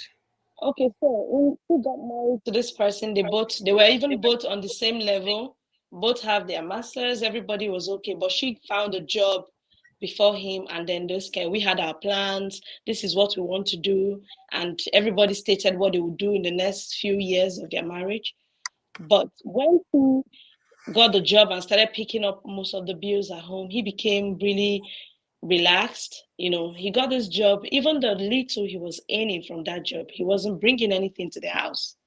He wasn't Yes. contributing. She was the one doing everything. She has to think about the plan. He was not even, they don't have that conversation. Okay, what are we going to do next? She's the one, oh, we need to start a family. She was the one pulling everything together. And he was out there living his life. Eventually, you know, he so relaxed that she picks up the bill, even takes her money. She saves up money. They need to buy a car. The money goes into stories. Oh, I did something to this, I did something to that. You know, he was just relaxed, living his own life while she goes to work and work, travel for work. If she travels for work, he started cheating, bring the woman to the house, and different kind of things like that. You know, all those cheating and different issue come into play. People he was spending those money on. He had the people he was spending the money she was bringing home on, and she's the one that will do all the cooking, the cleaning. I'll ask, you are in Nigeria, can you get help or somebody? She was like, you know, her husband, you know, he wouldn't even want her to get someone to help out. He wouldn't help. She's the one doing everything. They are in So Nigeria. This couple. yes, the Okay. couple. Tell us about your own. So eventually now they are no more together. She had to let go of that relationship because it was draining Yeah. her. It's SS, And SS yeah, luggage. and she left, and immediately, like this last caller said, she got like a triple promotion because she was rejecting things because of that relationship. She had to move far ahead and moved. So my own too is, I was the one that came here, and then I got the job and then came here, and my husband joined me. And you know, like the other caller said, you have to start off from the beginning, get to find you have to get to start do is it start from the beginning because of your degrees and all this stuff. So, you know, like I go to work, stay long hours, having those with go to work long hours, and sometimes you expect me to come back and make dinner, and you are home all day, you Was know. he not working? Not yet. Not yet. Right. So not yet. And then maybe if you say something, you know how you say having these people, if you say something, because I'm trying to start up a PhD. So in and he's like behind trying to still start up from the scratch because of things. And then you go and say, if I say anything or if I complain or bring a suggestion, you feel maybe because of I am ahead or I'm trying to control you or tell you what to do. And then when I say, okay, take the lead, you are not bringing any ideas, you're not doing anything. So these are the things why women are saying struggle love is stressful. It can be Yeah. really stressful, especially for a woman, because you have to like be walking on eggshell in your house. You can't Yeah. say anything. If you say anything, it's being misunderstood, it's being misconstructed. You Mm-hmm. know, you can't do anything. You know, there's this expectation, and it can be draining. I will not advise anybody to do it, honestly. Right. Are It you still is together in draining. that situation? Yeah, but I'm still really trying to. I don't know. I don't know how long I can hold on. You know. You are still in it. Yeah. Have you spoken to him about it? Sometimes counseling can help. You know, you don't need to be married to have counseling. Because sometimes this man might not be, I mean, he might not just realize what, the impact of his behavior. Have you spoken to him about it? Maybe try counseling with him. The issue is, you know, when someone don't see anything wrong in whatever they're doing, you know, it could be a Yeah. problem. You know, Are you little living things. together Yeah. and you are not married? No, let me So call. you're back to Cynthia's situation again. Don't live with men that you are not married to, please. Ladies, you are doing this very frequently now. It doesn't pay you. Number one, I think I'm going to do another show entirely where I'm going to talk about the disadvantages to women when you live with men that you are not married to. Thank you so much for sharing that. I mean, it's not Hello, easy to Auntie put B. yourself. No, sorry, correction, please. I am married. I Are was you trying married to some. him? Yeah, we've been married for some years now. Even before we moved here. Okay, so you are in this marriage relationship now, and this is going on? Mm-hmm. Okay, maybe you should try counseling. If you're married, try counseling. If you've spoken to him, it's not working. Try counseling. Sometimes, you never know. Before you give up, don't give up too quickly, especially if you think it's somebody that you love him, you want it to work. Do you have kids? None yet. Not yet. Okay, that can be a blessing as well, but try counseling first before you throw in the towel. I That's what mean, I'll I'm say. Don't. scared. We are thinking about that, but I'm scared. Like I was talking to my sister. Like I don't think I want to even try to have kids at this time because Yeah, it no, if is. you if the relationship is shaking, this is not the time to have kids. Yeah, Yeah, do you know Dr. Are you Christians? yeah. Try Dr. Shola. He's amazing. It's a great option in the US for, I mean, he does it online. He will talk some sense into him. Some, you know what? Let me tell you something. Men, they sometimes they need mentoring, and they need other men who are more experienced to tell them this journey of marriage, what it is all about. So sometimes when women talk, it's like our mouth is smelling. Yeah, you nag. Men see, especially when it's their wives or people who they see as their peers talking, women, they see it as nagging. But when a more matured, more experienced man who is successfully married, though, he's talking to them, they value it. Trust me. Try and get some counseling before you don't give up yet. People turn around after counseling. If you go to Pastor Shola's page on Instagram, you will see. There's one I saw today. I laugh. The man said, "My wife was this. She was this. I decided to leave, and now I left now since 2000. I'm missing my wife. I want to go back, but she doesn't want to take me back." So many things. And it's easier for men to open up to other men. So please don't give up. Tiffany is back to finish that story she was telling us. Think back here. Tiffany, can you hear me? Mr. Ibadan. You are the one what I was telling us about Mr. Ibadan. Unmute yourself, Tiffany, and tell us the remaining part of that story you were telling us about Ibadan. What happened to that man you met in Ibadan? The tall, dark, and very handsome man, but you felt like it was going to be struggle love, so you had to let him go. Hi, Tiffany. Can you hear me? Eh? Tiffany is not hearing me. Okay. I'm waiting for you, Tiffany. Let's see if you will come back on. All right, Chi, welcome. What do you see about this struggle love? Please, like, guys, are you enjoying the conversation? I would discussing something meaningful, guys. Please, now, more than like now. Give us a Thank, thumbs up. thank you, Auntie V. First time caller, but forever listener. I've been listening to Aww. you before the live shows. I've been listening to you since forever. So, but Aww. first Thank you, time, darling. first time, first time. Welcome, welcome. Thank you. Okay, so backstory. I'm 25 Mm-hmm. and I'm a very ambitious person, so I'm quite successful for where I am right now. Right. And so for me, I try so before when I started therapy, my therapist was like, you're overcompensating for your success. And um it was showing that I would date men that are below where I am. And also, my parents had a very turbulent marriage. My dad was a successful one. My mom was a Right. housewife. And Mm-hmm. so I did not want to be where my mom was. So Mm-hmm. I overcompensated with being very successful.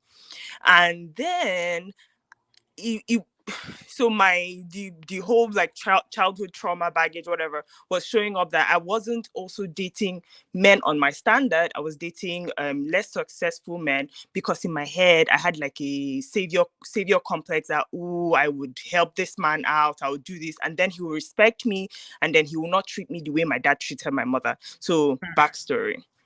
And then my gist now is, so with my last relationship that opened my eye and showed me Pepe, and I said I'm not going to do this anymore. I met this guy, quite rough around the edges, but I was like, I could work with this, I could make him better. And he wanted to also start working in tech, which is where I work. And then, I would say, oh, take this solutions architect course, try to help, try to be there, try to guide. But, and then he got there and, we're good. So money was not really the thing that made the whole relationship quite tragic. Now, for me, I like being a soft babe, I like good things, I like You like the luxurious soft things. life. I love the stuff. No, actually, I have worked so hard for it. I You love deserve it, darling. Everybody needs it. When you worked it. hard, you should have the soft life. Don't feel bad about it, my dear. So I love romance, love everything. So, but this man wasn't even willing to buy me flowers, Auntie B. He would say, "Oh, Nigeria, which Igbo woman likes flowers?" And no, no, no, no, no. As long as I'll take you out. I have money. We looked so good on the outside. If you look at us, you'll be like, "Oh wow, good looking couple." But inside, I feel like I was giving a lot into the relationship, helping him better himself, helping him do this, helping him move to a better apartment, helping him make more money. Even when he was applying to jobs, I was helping him do his resume because I felt like I had to help.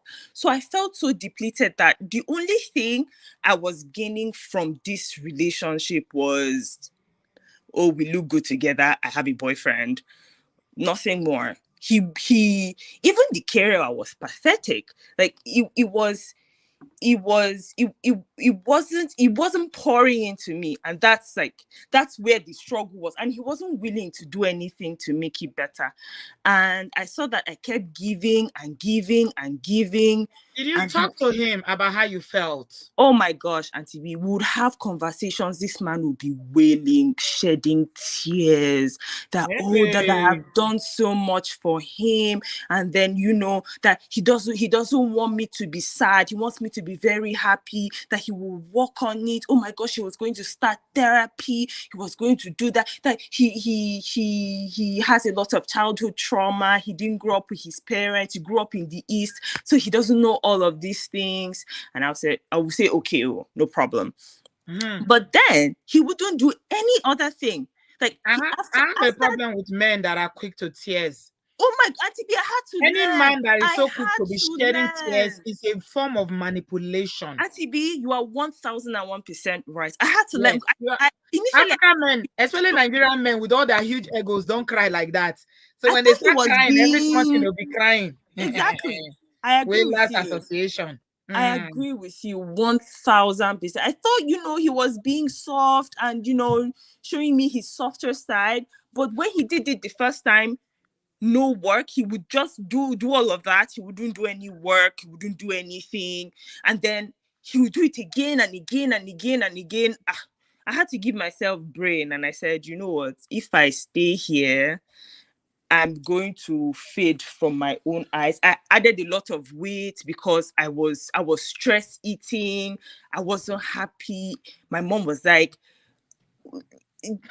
look at him, don't do this. Yeah. Everybody around me, so I just had to. So sometimes struggle relationship is not, or struggle love, it's not about whether the man has enough money or whether he's broke or anything. It's whether the relationship is serving you, and Yeah. whether like you are accepting less than you deserve because you want to be partnered up. Yeah. So Absolutely.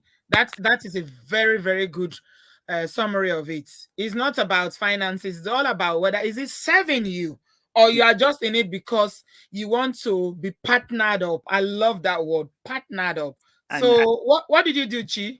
I If said left. the ones that grew up, some of the ones that grew up in the East, they can use village sense to Hell. manipulate you. Village sense. They say, oh, ne. Real Did he tell village you? sense, so It real was using village village sense. sense He for you. really was. I mean, out there, okay, no problem. Okay, no problem. You put in work, right? But I left. And Igbo man is crying. He's crying. Oh, one mommy. Did he call you mommy? Igbo men like to call their girlfriend mommy or wife. Mommy.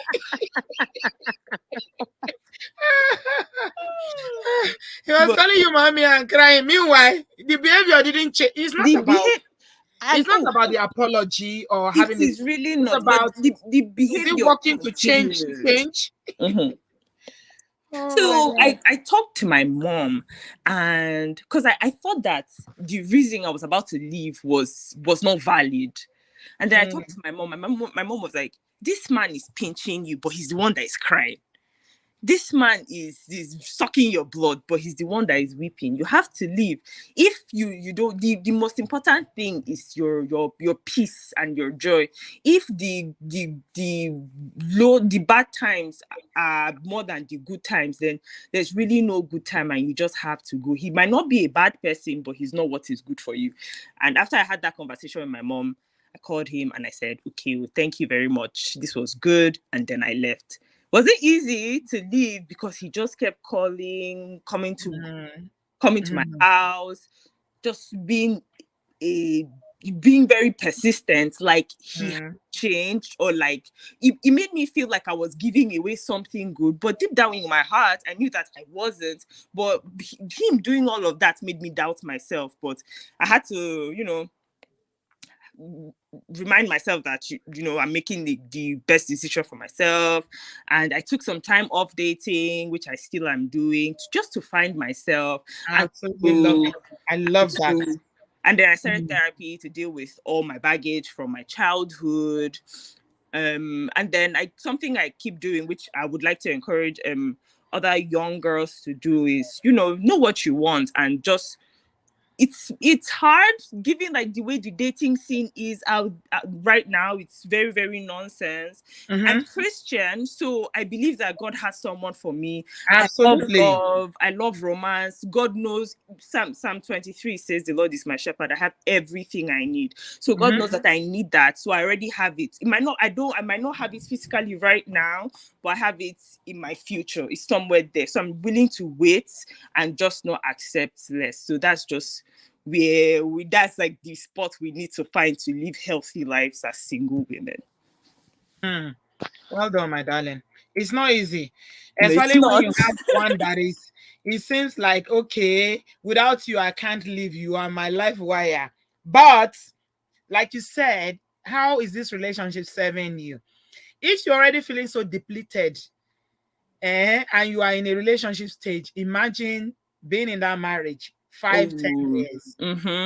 Oh, Auntie B, and he came back. He was like, you know what? Okay, let's get married. Maybe if we get married, I'll be more responsible. No, marriage doesn't change you. No, that's lie. That's a lie. That's a lie. Thank God you didn't marry him. He would have been the Thank God. same. That is who he Oh, is. definitely, Mhm. definitely, definitely. Hey, yeah, Akbele, don't worry. As a Christian, just keep trusting the Lord. Put yourself out there, and you will find exactly what you are looking for. What God the best that God has in stock for you. You'll find Amen. her. So Amen. Thank I'm you. glad that it's not often that you see women saying, "I'm taking time out to find myself." Date yourself, have a good time. You've got girlfriends, do things with your girlfriends, go out, have a good time, Yeah. just enjoy life. Enjoy life. A lot of people don't know how to enjoy life because you are in that stage where you feel like, okay, marriage is next. But you know what? It's in the when you are enjoying your life, said you don't even know you meet the person in the process. So don't worry. I don't think this one that is crying that is crying every time he's crying. I don't think he was the one. Somebody It wrote was Igbo that definitely cannot not. read. Chinya is writing Igbo. I don't know how to read Igbo. Maybe you can read it, but she put something there for you on the screen. Thank you so much, Chi. I Thank you, Auntie appreciate you. B. Thanks for sharing, my darling. I love Thank you you. very much. Love you too. Bye. Bye, sweetheart. When I say I love Igbo girls, I know what I'm saying. Igbo girls have sense. They have sense. When you say common sense, you did the okpolo. They cry every day. They cry. What did they cry for? Person die. Somebody die for a family. Igbo man, they cry. What did they cry for? That crying is a form of manipulating you to stay. It won't change. It's not going to change, unfortunately. So yeah. Okay, Shitinka, you were here back and forth, back and forth. Auntie B, you Unfortunately, your keep internet kicking me off. is no. You know the reason why I kick you off. Mm-mm. If I kick you off, it's because your internet is not connected. Well, I don't want No, to no, keep I saying it, didn't so even I think take you you off were so that you kicking can me come off. back. I just, That's yes. why. Okay, Okay. okay, okay. Don't feel Thank like you. I'm kicking you off. It's because your internet was. I didn't even think you were kicking me off. I thought it was my internet that was I was tripping. kicking you off. I was Oh, kicking you off. okay. Oh, okay, okay, okay. Yeah, Oh, good because your evening, internet Auntie. it wasn't going It to allow wasn't you to quite be right. great. But Okay. welcome. Auntie B, I just How are want to tell you? you how much I love you and I appreciate you. And I'm very proud of you for Yeah, your standing up internet for yourself wasn't good, yesterday. but it's good now. Okay. Where are you joining us from, Siri? I'm calling from London, your neighborhood. Hello? Thank you. Oh, I think we're slightly delayed, Auntie B. So I'm just going to tell you. Okay. Welcome, my Thank neighbor. you. Welcome. Yes, from your neighbor. Good to see you, So my neighbor. good to see you too, Auntie Go B. I'm ahead. very, I'm very hearing you. proud of you. I'm very thankful for you. Okay, so I'm just going to say that one thing with It's struggle okay. of Go is ahead. that it Yeah, I causes will let you talk. people I'll be quiet and let you undue talk. anxiety. So I've noticed that if you find yourself in a situation where, well, as it is with life in relationships, there are times when certain things will cause you to be anxious.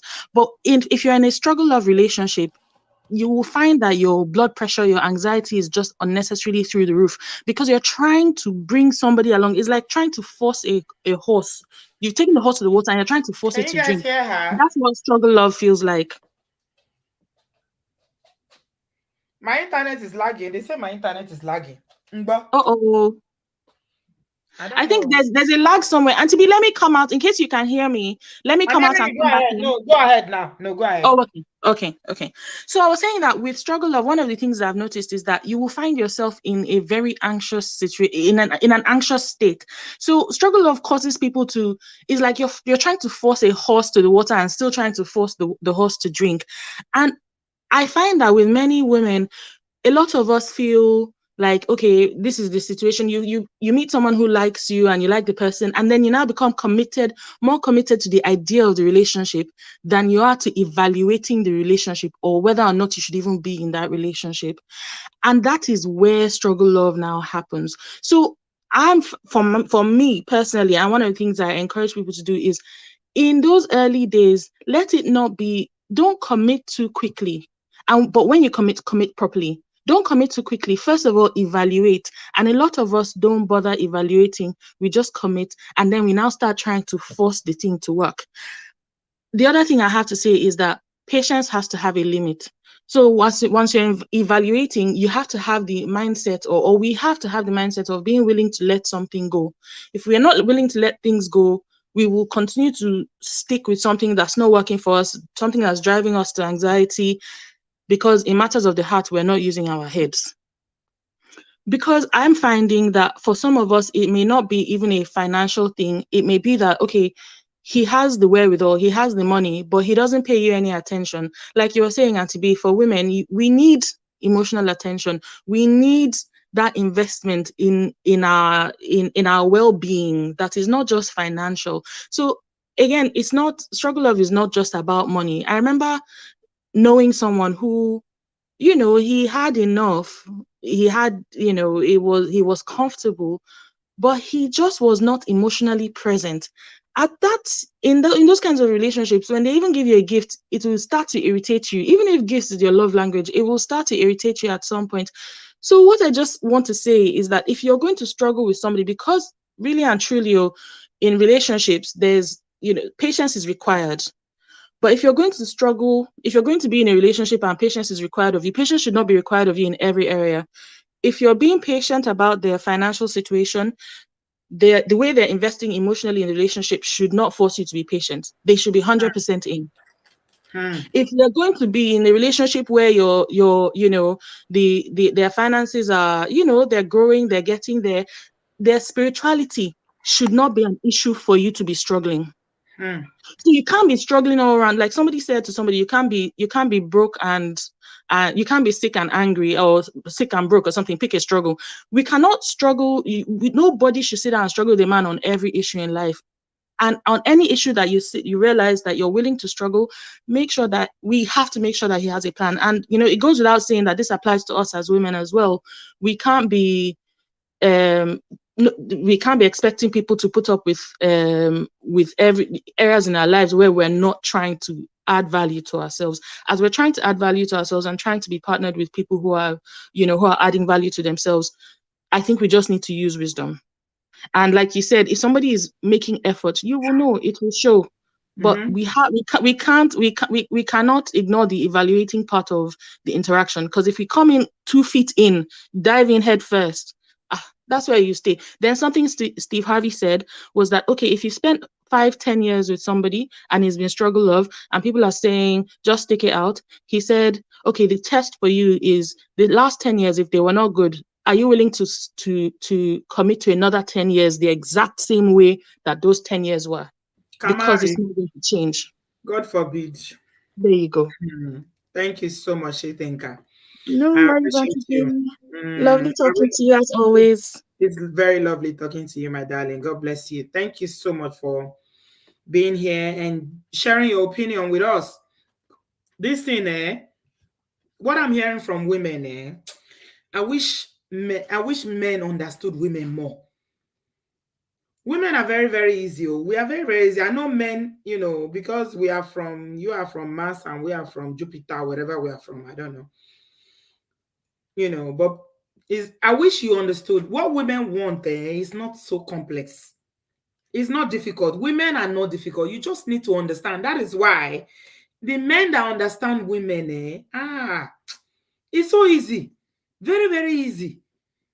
Just understand what a woman wants. Meet her at the point of her need. Even if you cannot meet all her needs, at least.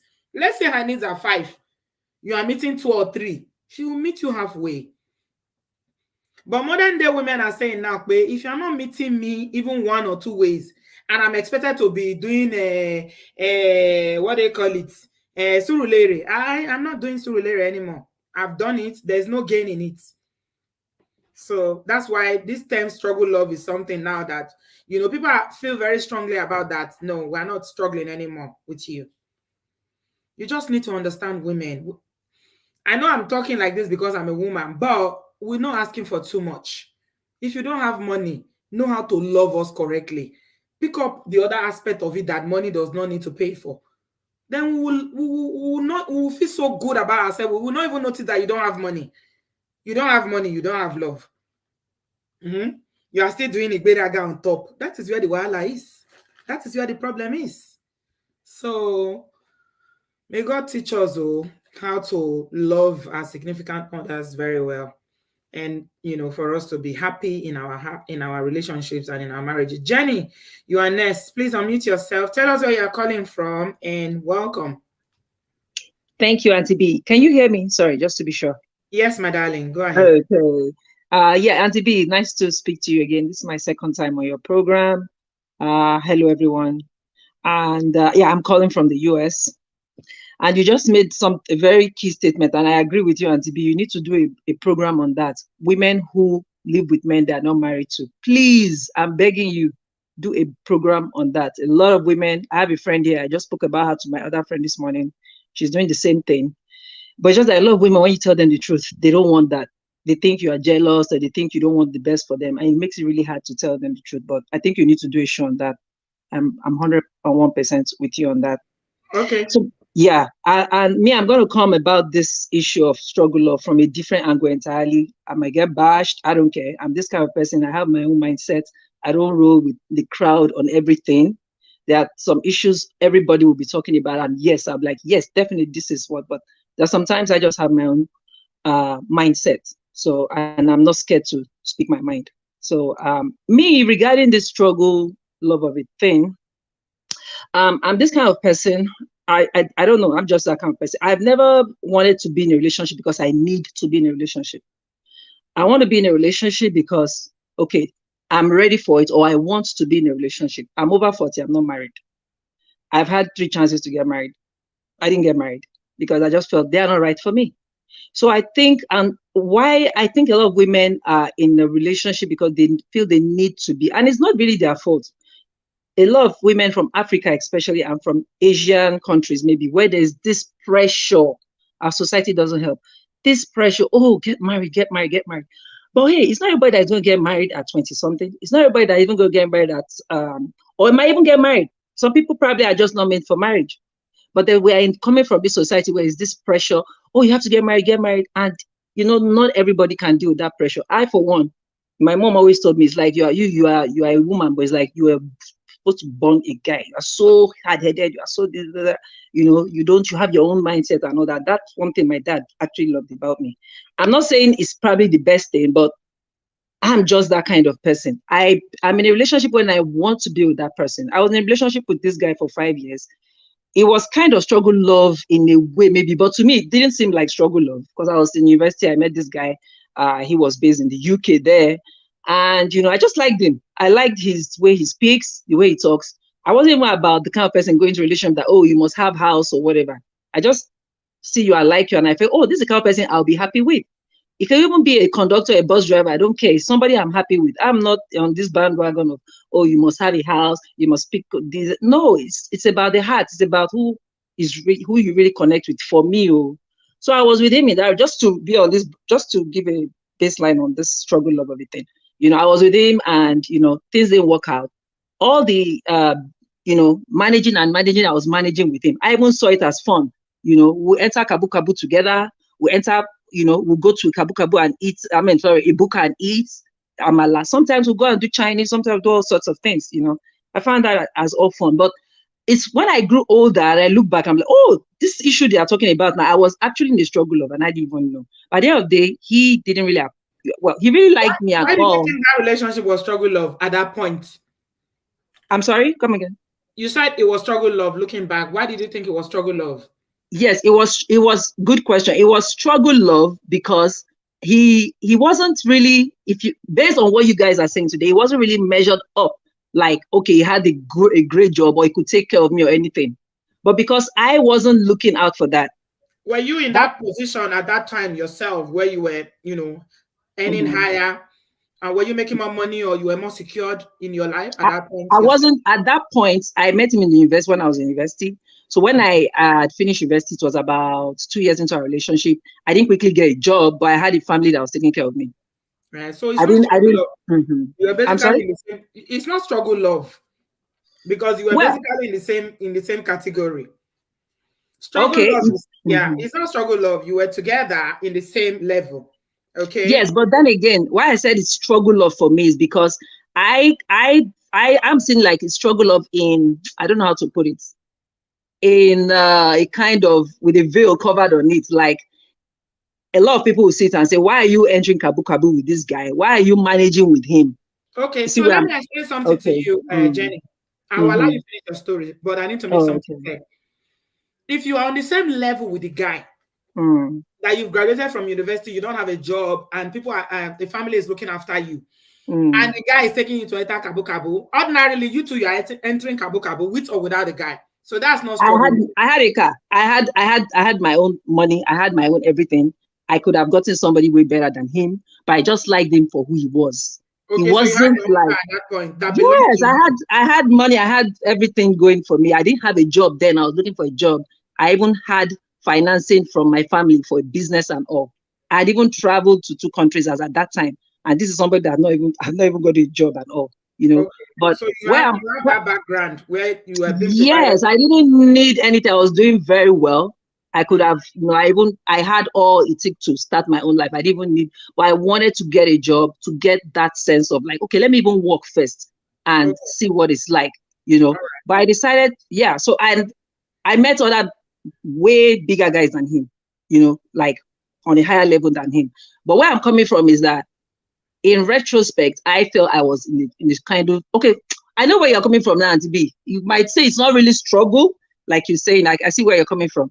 But to me, based on what people are talking about now, like, you know, you're a lady, you could have done way better than him, but you No, decided to just, no. I want you to understand something, Jenny. I okay. see where you're coming from.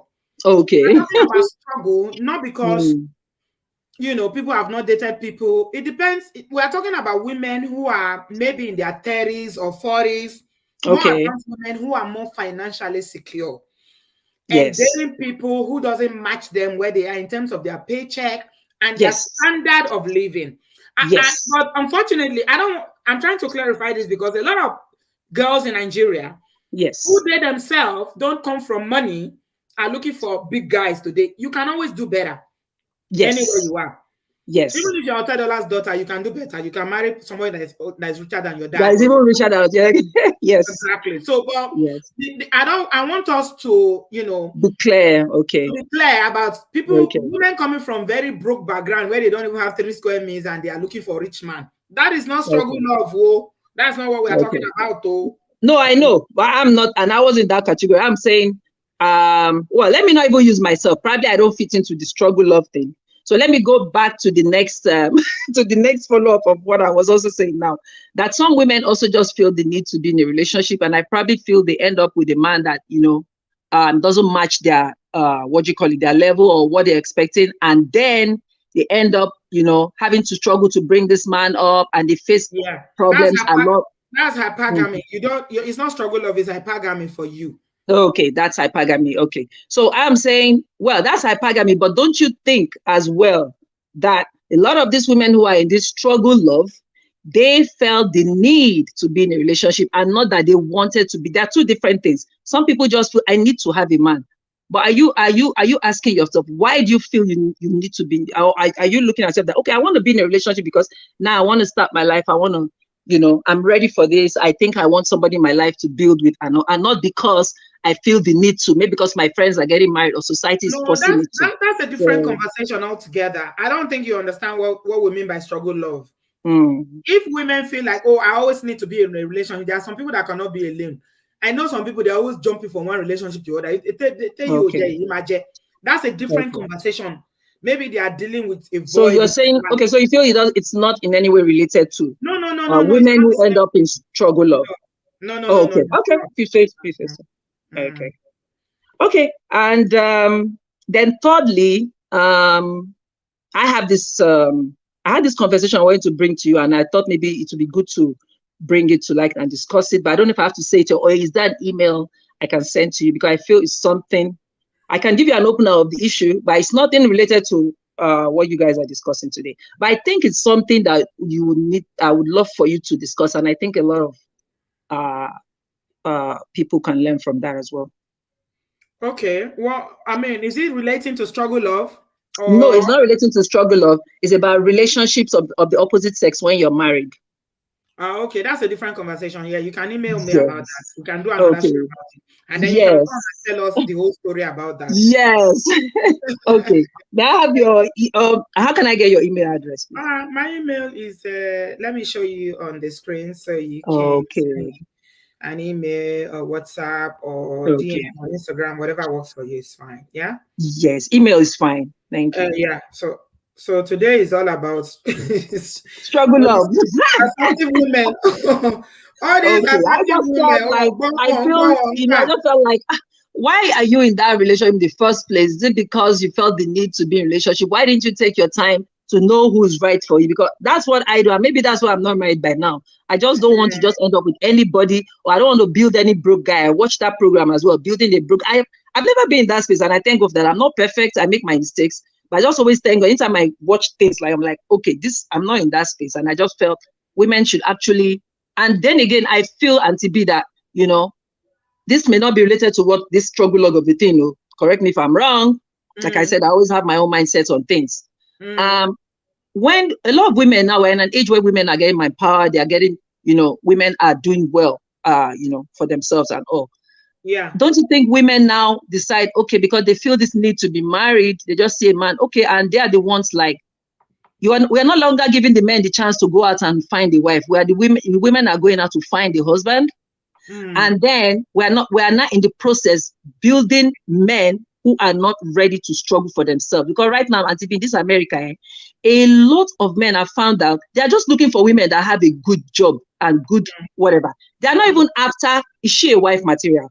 I think because I know that women are consciously doing this thing. It's just like, okay, they feel, oh, I have this on, I'm ready to get married, which is good.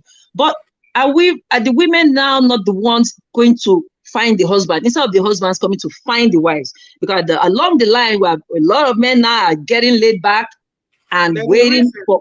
There's a reason for it, Jenny. That's why I say that is a whole different conversation. There's a reason. Okay. I used to be. Please discuss that as well. I used to be very critical of women, you know, doing like that, but I have an understanding of it now. There's a reason. Okay. It shouldn't be, but there's a reason. Well, along the line, there are a lot of men that are being laid back now and looking for women that would make life easy for them. Else, they're not going to just even they don't want to, you know, look for love anymore. Look for something other than just, oh, is she doing well? Does she have a good job and all that? So now this marriage has been turned around the other way for me. For me, I know myself. A man will come and look for the wife he wants. I would never go and live with it. Even the guy I dated, I swear to you, I never lived with him. Auntie B. The only time I stayed with him was when I went to the UK to see him. I went twice to see him, and I haven't had other people I stayed with. I'll just come and stay with them like a week or so, and I move.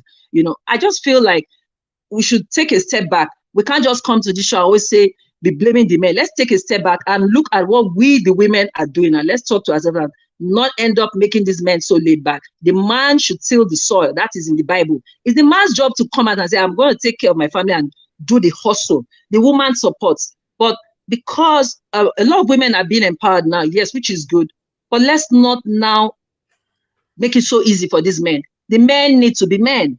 They need to be men. So that's all I just want to say on that. All right. Thank you, Jenny. Auntie B, is that your email? Okay. All right. I'm going to put it now. @gmail.com. Okay. Yes. All right. I'll send you that email. This class is coming. We're going to be having shows daily. So there's plenty of orokpo. There's plenty of talk. Too much talk.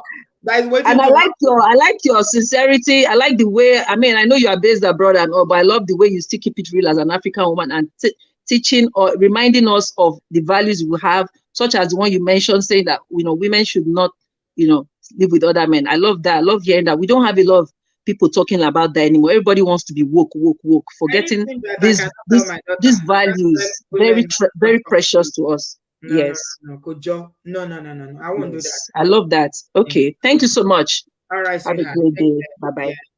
Anything I can't tell my daughter, you know, to do, I can't tell any woman online because it's my platform now. Because I'm not woke. I don't want to be woke. I like the way I am. I don't like it.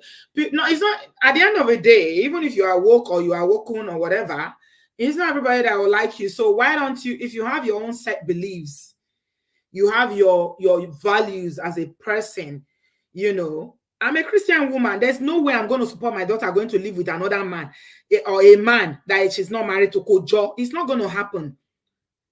How am I going to tell her father she's not living with a man? Nibo. No, I can't do that. So no, it's not going to happen. Never. I'm not living with any man. If you want to marry her, come and see us. We know that you love her. You know, you are ready. We'll look at you properly. We'll examine you. and determine, we'll give our blessing, you do your marriage and you live together. That's how it's meant to be, no matter how woke or woken you think you are. If you want to do it the other way around, it will always backfire. Trust me. I'm Oye.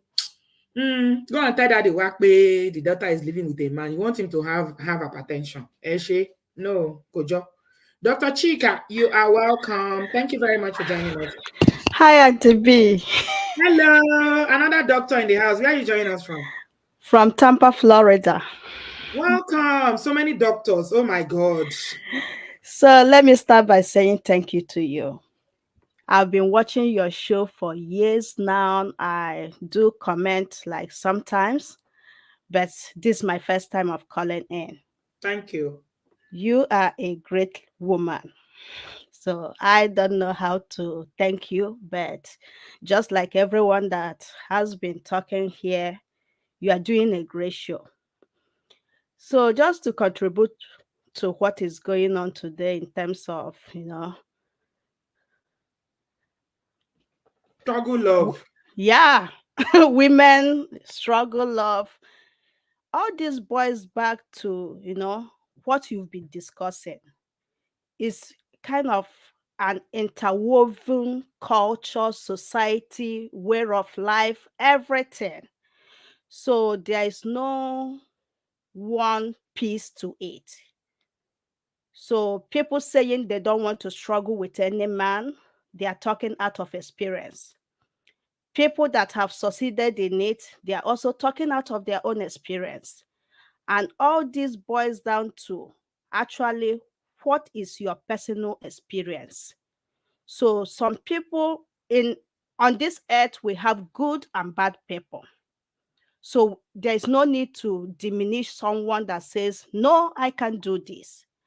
And there is also no need to say that because someone has succeeded, I will also succeed in it. So you have to take your time, study who you are dealing with, and see if that process is what you want to go through. So in this, I would just say, do what works best for you.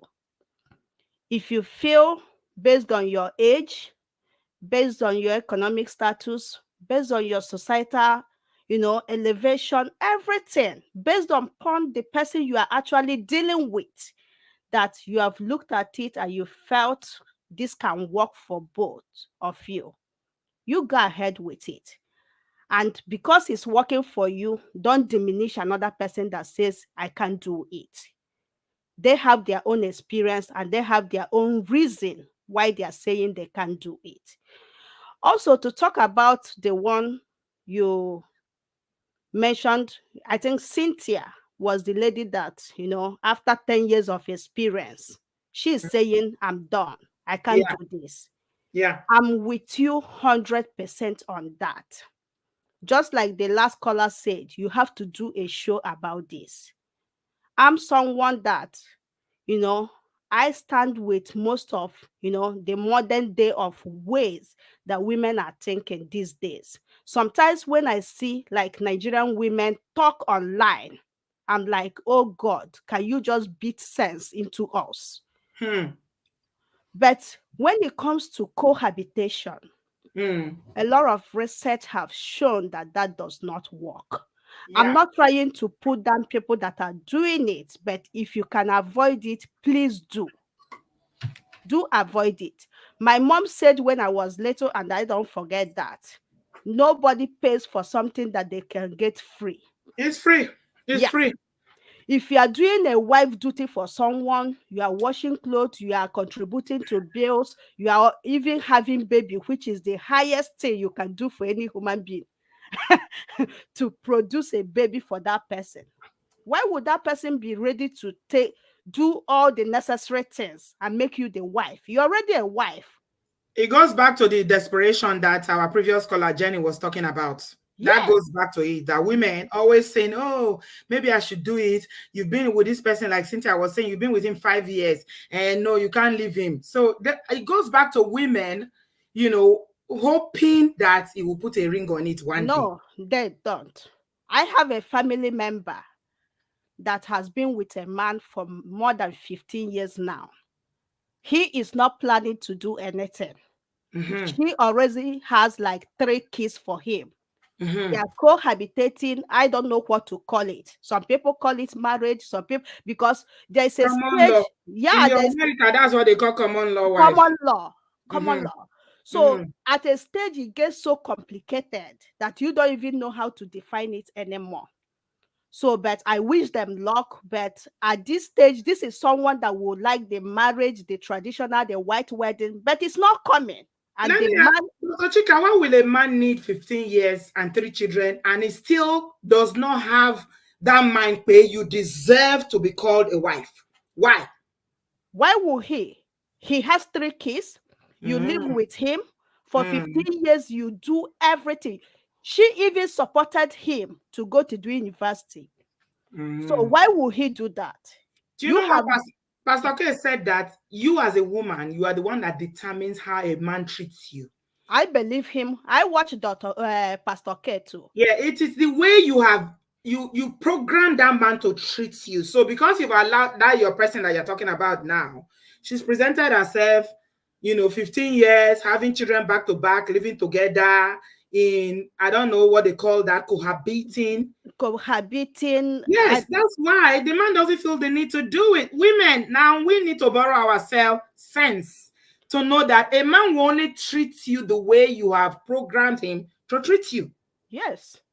So based on that, we have to give the men the standard we want them to treat us with. So if you want to be treated as a queen, behave like a queen. Queens don't leave their place to go and live with the king. The kings come and pick their queen. So that's like one thing. Is not in a way to put anyone down, but it's something. This channel is for us to learn, unlearn, and grow. So Mhm. it's something that we need to start looking back, if this is what we have been doing and it has not been working for us, maybe we should try something else. Nina said, let me read something that Nina said. I don't think Nina is Nigerian. Nina's at, I just know, how the Bible said that by their fruit you know them. When people say things on my comment section, I already know. I can tell that where they come. I might not be able to tell where you come from, but I know you are not Nigerian or you are not West African. So Nina said, not every man wants to be called a wife. Some prefer cohabitation. It's easier to move on if it doesn't work. A Nigerian woman will not say this. Never. Auntie B, can I say something about that? So I just know that Nina is not Nigerian. No Nigerian woman will say I prefer cohabitation to move on because, first of all, what are you talking about? Nina says she's Nigerian, Amigo, born in Nigeria. Wow. And you prefer cohabitation. Ah, okay. You are first of its kind. Okay. That's You're good. wrong. So, as we say in this channel, we don't judge anyone, with the stance that they take in life. But Mm, talking about that is easier to move on. That's not mm, actually true. I live in the United States, and mm, here we have a lot of cohabitation going on. If mm, someone is used to watching Judge Judy and all those TV stations, you mm, see how complicated it mm, is to move uh, on. There is mm. a stage that you will be with someone you have built together than people that has been married for years. So even to disentangle is always a problem. So And are women, these women like Nina that is saying that some women prefer cohabitation, are you going into a marriage now thinking of, okay, if it doesn't work, you have a plan B already? Is that how you go into the relationship? Thinking, okay, if it doesn't work, it's easy to move on. Is that what people are doing now? so from that angle, if you are thinking about that, you should keep it boyfriend, girlfriend. Because boyfriend, girlfriend that live apart, that's the stage where if it doesn't work, someone will say bye, Felicia. If it's in the US, they will say bye to you. And you So move on to God's child is saying, Nina, you are not Igbo. The pride of every Igbo girl is for her to be the bride price to be paid. So is it not also in Igbo culture that if your bride price is not paid, any child you produce in that marriage belongs to your parents? So how does Amiibo. that work? If you Amiibo. say, So I can say to that, in uh-huh, Igbo culture, uh-huh, Igbo, Enugu, Anambra, Imo, we still have our different cultures, but there's kind of a central culture for the Igbo people. And I Yeah. can tell you that most Igbo people, if you are not married and you have a child for whoever, your cohabitator, your boyfriend, or whatever, that child belongs to your family. Aha. That child So belongs that's to why I your don't understand family. why she's saying she's Igbo now. She's saying that some women prefer cohabitation. If you produce children in that marriage, the man knows the children don't belong to him as Yes, long as he hasn't paid your bride price. I yes, think when it comes to all cultures in Nigeria, and I do know a bit of culture in Nigeria because I grew up in Nigeria, and I only came to this part of the world about 16 years ago. The Igbo, your culture is very strict about marriage. marriage. Yeah, Igbos Very, love very marriage. strict. Igbos love marriage, and there are a lot of like intrinsic things about marriage in Igbo culture. In Mhm. Igbo culture, if you produce even 10 children with someone that is not your husband, and another person develops interest in you, pays your bride price, there's a kind of a cultural thing that can be performed, and that person will take the 10 children. The new person that paid your bride price can take the 10 children. I So, even understand it to the point, Pay, Dr. Chika, whereby if you are living with a woman as an Igbo woman and you have children for the man, if anything happens to you that you pass on, the man cannot even bury you until bury you you. marry that Yes, your they corpse. will You marry marry you. you. For them to bury you in the man's compound, That's how the, serious it is in Igbo yeah, land. the man will have to pay your bride price. And for the man to claim any child that you produced during that relationship, the man has to pay your bride price and take you as a wife. Can So you there's, imagine taking somebody that is no longer alive as wife? yes. Yes, So that's how there's a lot serious of it is. rumors also in Chioma and Davido. Some people are rumoring that for them to bury Ifeanyi, Davido had to marry Chioma. It's not even a rumor anymore. We saw the pictures. Okay. They came out 2 days ago when the uncle was installed as the new governor in Osun State. They are married. I can confirm it now. Davido was wearing a wedding band and Choma was wearing wedding ring. Go and check this lover. They are married. Okay. So that tells you how intrinsic and how deep the Igbo culture is. Davido can be calling Ifeanyi my son, my son, my son. But since he did not pay the bride price or married her properly in Igbo culture, that son does not belong to their delicates. Yeah. Even his corpse does not belong to their delicates. Yeah. Yeah. So that's how deep it is. So for Nina, maybe that's what she wants, and no one is here to judge her. Yeah. But when you are choosing your path, you should also think about where you are coming from. Because at the end of the day, no matter how woke or woken you are, the culture will come to play in situations that you have no control over. Because at this stage, for Davido, for example, they don't have control over what happened. Yeah. And for now, they have to do the right thing to move ahead. So that's just what I wanted to add there. So thank you very much, Auntie B, Queen B, for all that you do. I hope to, come in often as I can. Yes. Please do. Please do. We are gonna do that show. So We are going to set up that show, and I need assertive. All you assertive women, you are welcome. Thank you so much, Dr. Chika. Thank you very much. Really appreciate you. God bless you, my darling. And you too. All right, sweetie. Bye. Oh my goodness. Yeah. I mean, let's not rule out culture. I know it's not everybody that favors culture. It depends on your family, but culture, well, I mean, as a human being, you are part of, your culture is part of you. Your religion is part of you. Your values are part of you. There are so many things that make you up as a person, but maybe you are not, your family is Libra, so it does happen like that. But generally, that is what we understand about the culture in Igbo land. Favor, you are next. What do you have to say? We've done almost 3 hours. This topic is very interesting. Auntie, good evening. Good evening. Welcome. Hey, yeah. Oh my gosh. This is my second time calling in, but I've been a subscriber for years. I just never Thank you. comments and all those things. Wishing you the best of luck. You've just been doing an amazing job, especially a young girl.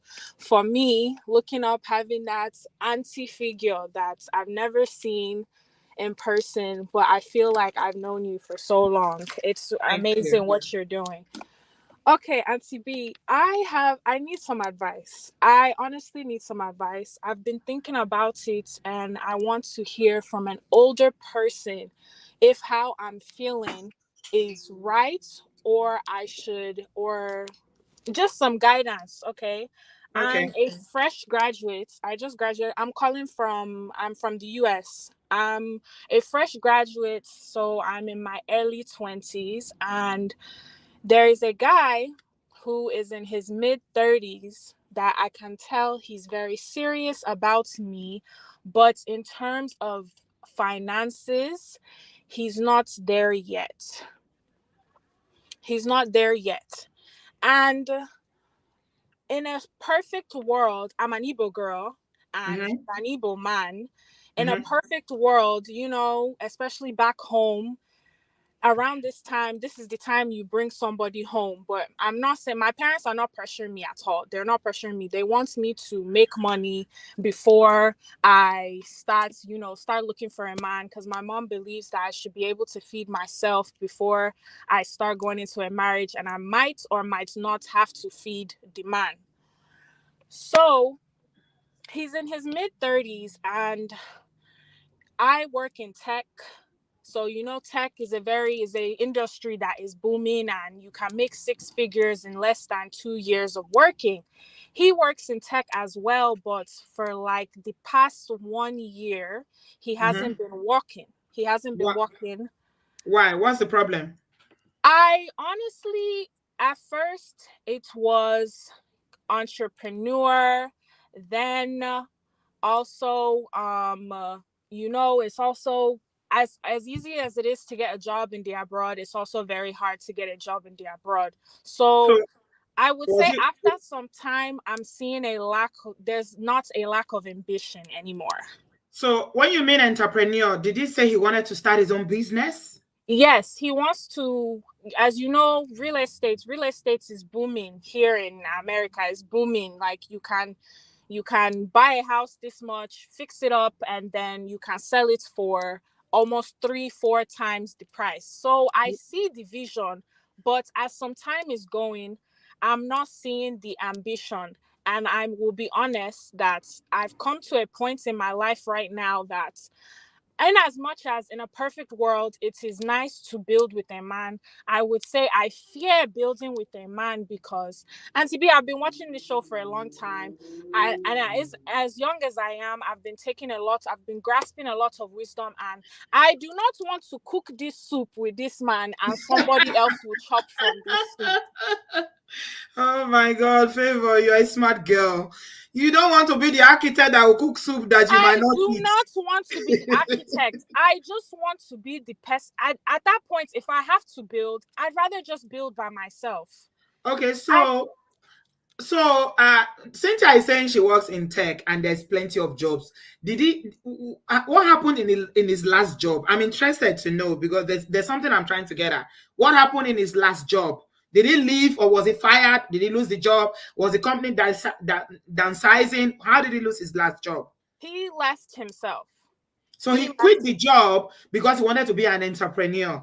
Not in a sense of just because of that, but also some factors as well. I personally, I would not say I am his full girlfriend for me to know the ins and outs of his thing, because that's just but all I know is that he What do left. you mean you're not his full girlfriend? What does that I'm mean? not I will say that, okay, what I mean by full girlfriend, I mean by I have not committed fully into the relationship because I am very young and I do not want to, if I am seeing these signs, I don't want to go into it right now when I could just be on my own, jejely make my own money, and then when I start making my own money, the men will start to come.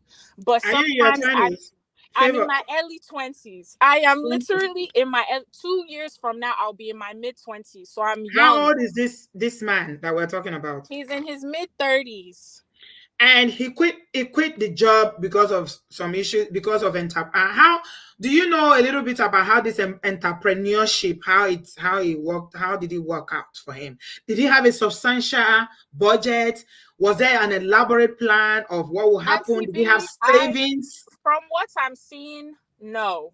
From what I'm seeing, no.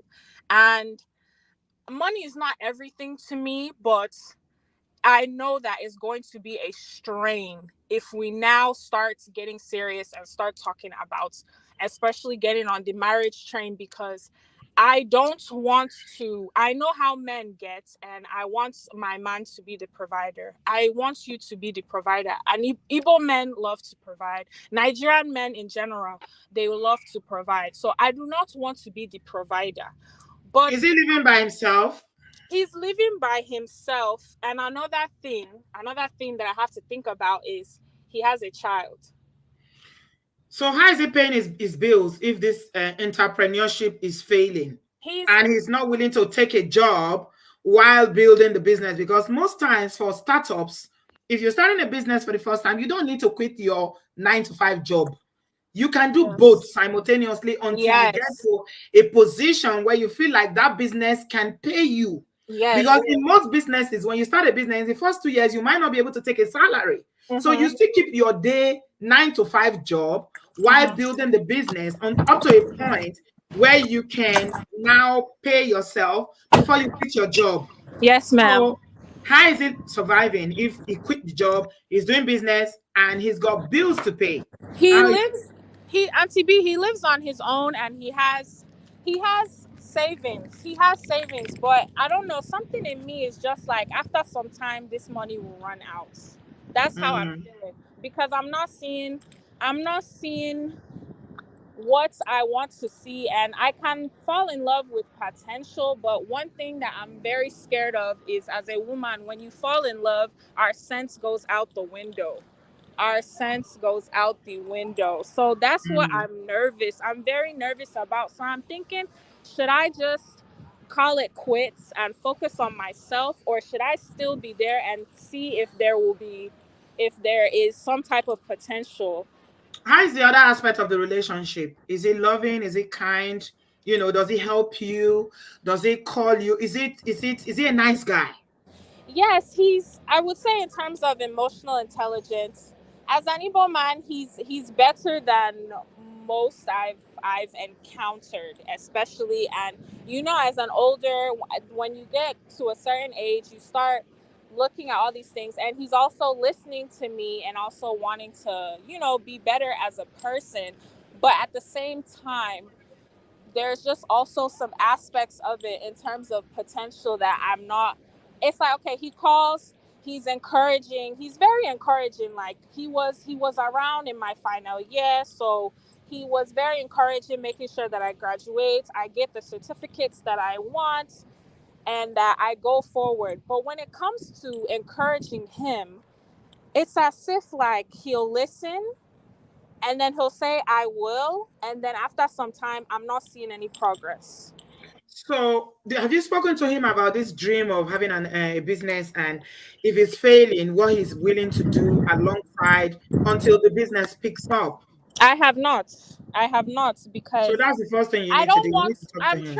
I'm trying my best, in the words of Auntie B, not to have that savior Messiah that women feel like we have to, like, save or help the man. Because at that point, if I'm going to be there and I'm doing all of this, have I improved myself for me to Mm. now start pouring into a whole nother human being that could leave at the end of the day? Okay, That's let me ask about the other aspect, about the okay. baby mama situation. Was that Okay. something recent? Do you know the full story about what happened Um, there?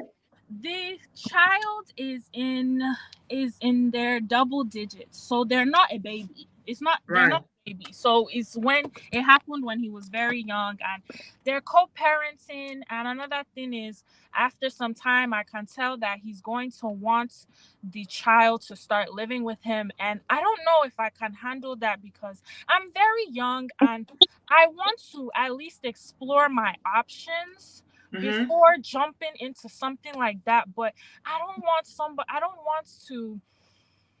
I don't know if I want to, if I will spoil something good because of all these other things. Yeah. So a lot of people in the comment section are mentioning about the age gap. They are concerned that a man in his 30s, and you are in your 20s, and this might not be looking good. But do you know what? It's difficult to really advise, give you good advice without knowing the ins and out of the relationship. So Okay. I think we need to talk more. But Okay. there are so many things I can ask you now because we're on a live stream and No time is problem. going. Yes, Auntie Yeah, B, I need to. let's talk Yes. more later. Okay. No And problem. then we can look into it. I don't want to advise you hastily Oh. based on this small information that you're giving. Pay dump people. Okay. A lot of people in the comment section, all these assertive women, you people should be calming down. Yes. Calming down. You should be Yes, calming Auntie B. down. But I If you're have about to to. be saying that is a red flag. Yes, Auntie I B, have it's a to. But Auntie B, I'll pink, be in pink the flag. background. I can't talk for long. I'll be in the background. I'll reach out to you. Yeah, I will let's definitely reach talk. out to you. Yeah, let's Yes, talk, ma'am. and then we'll get We more need more context info. No before. problem. No Yeah, problem. yeah. Don't be too hasty. He might just Okay. be a nice guy who's trying to. Igbo men have very entrepreneurship spirit. They are traders by profession, and they know how to do business. So it might not be a bad idea as long as he's not lazy.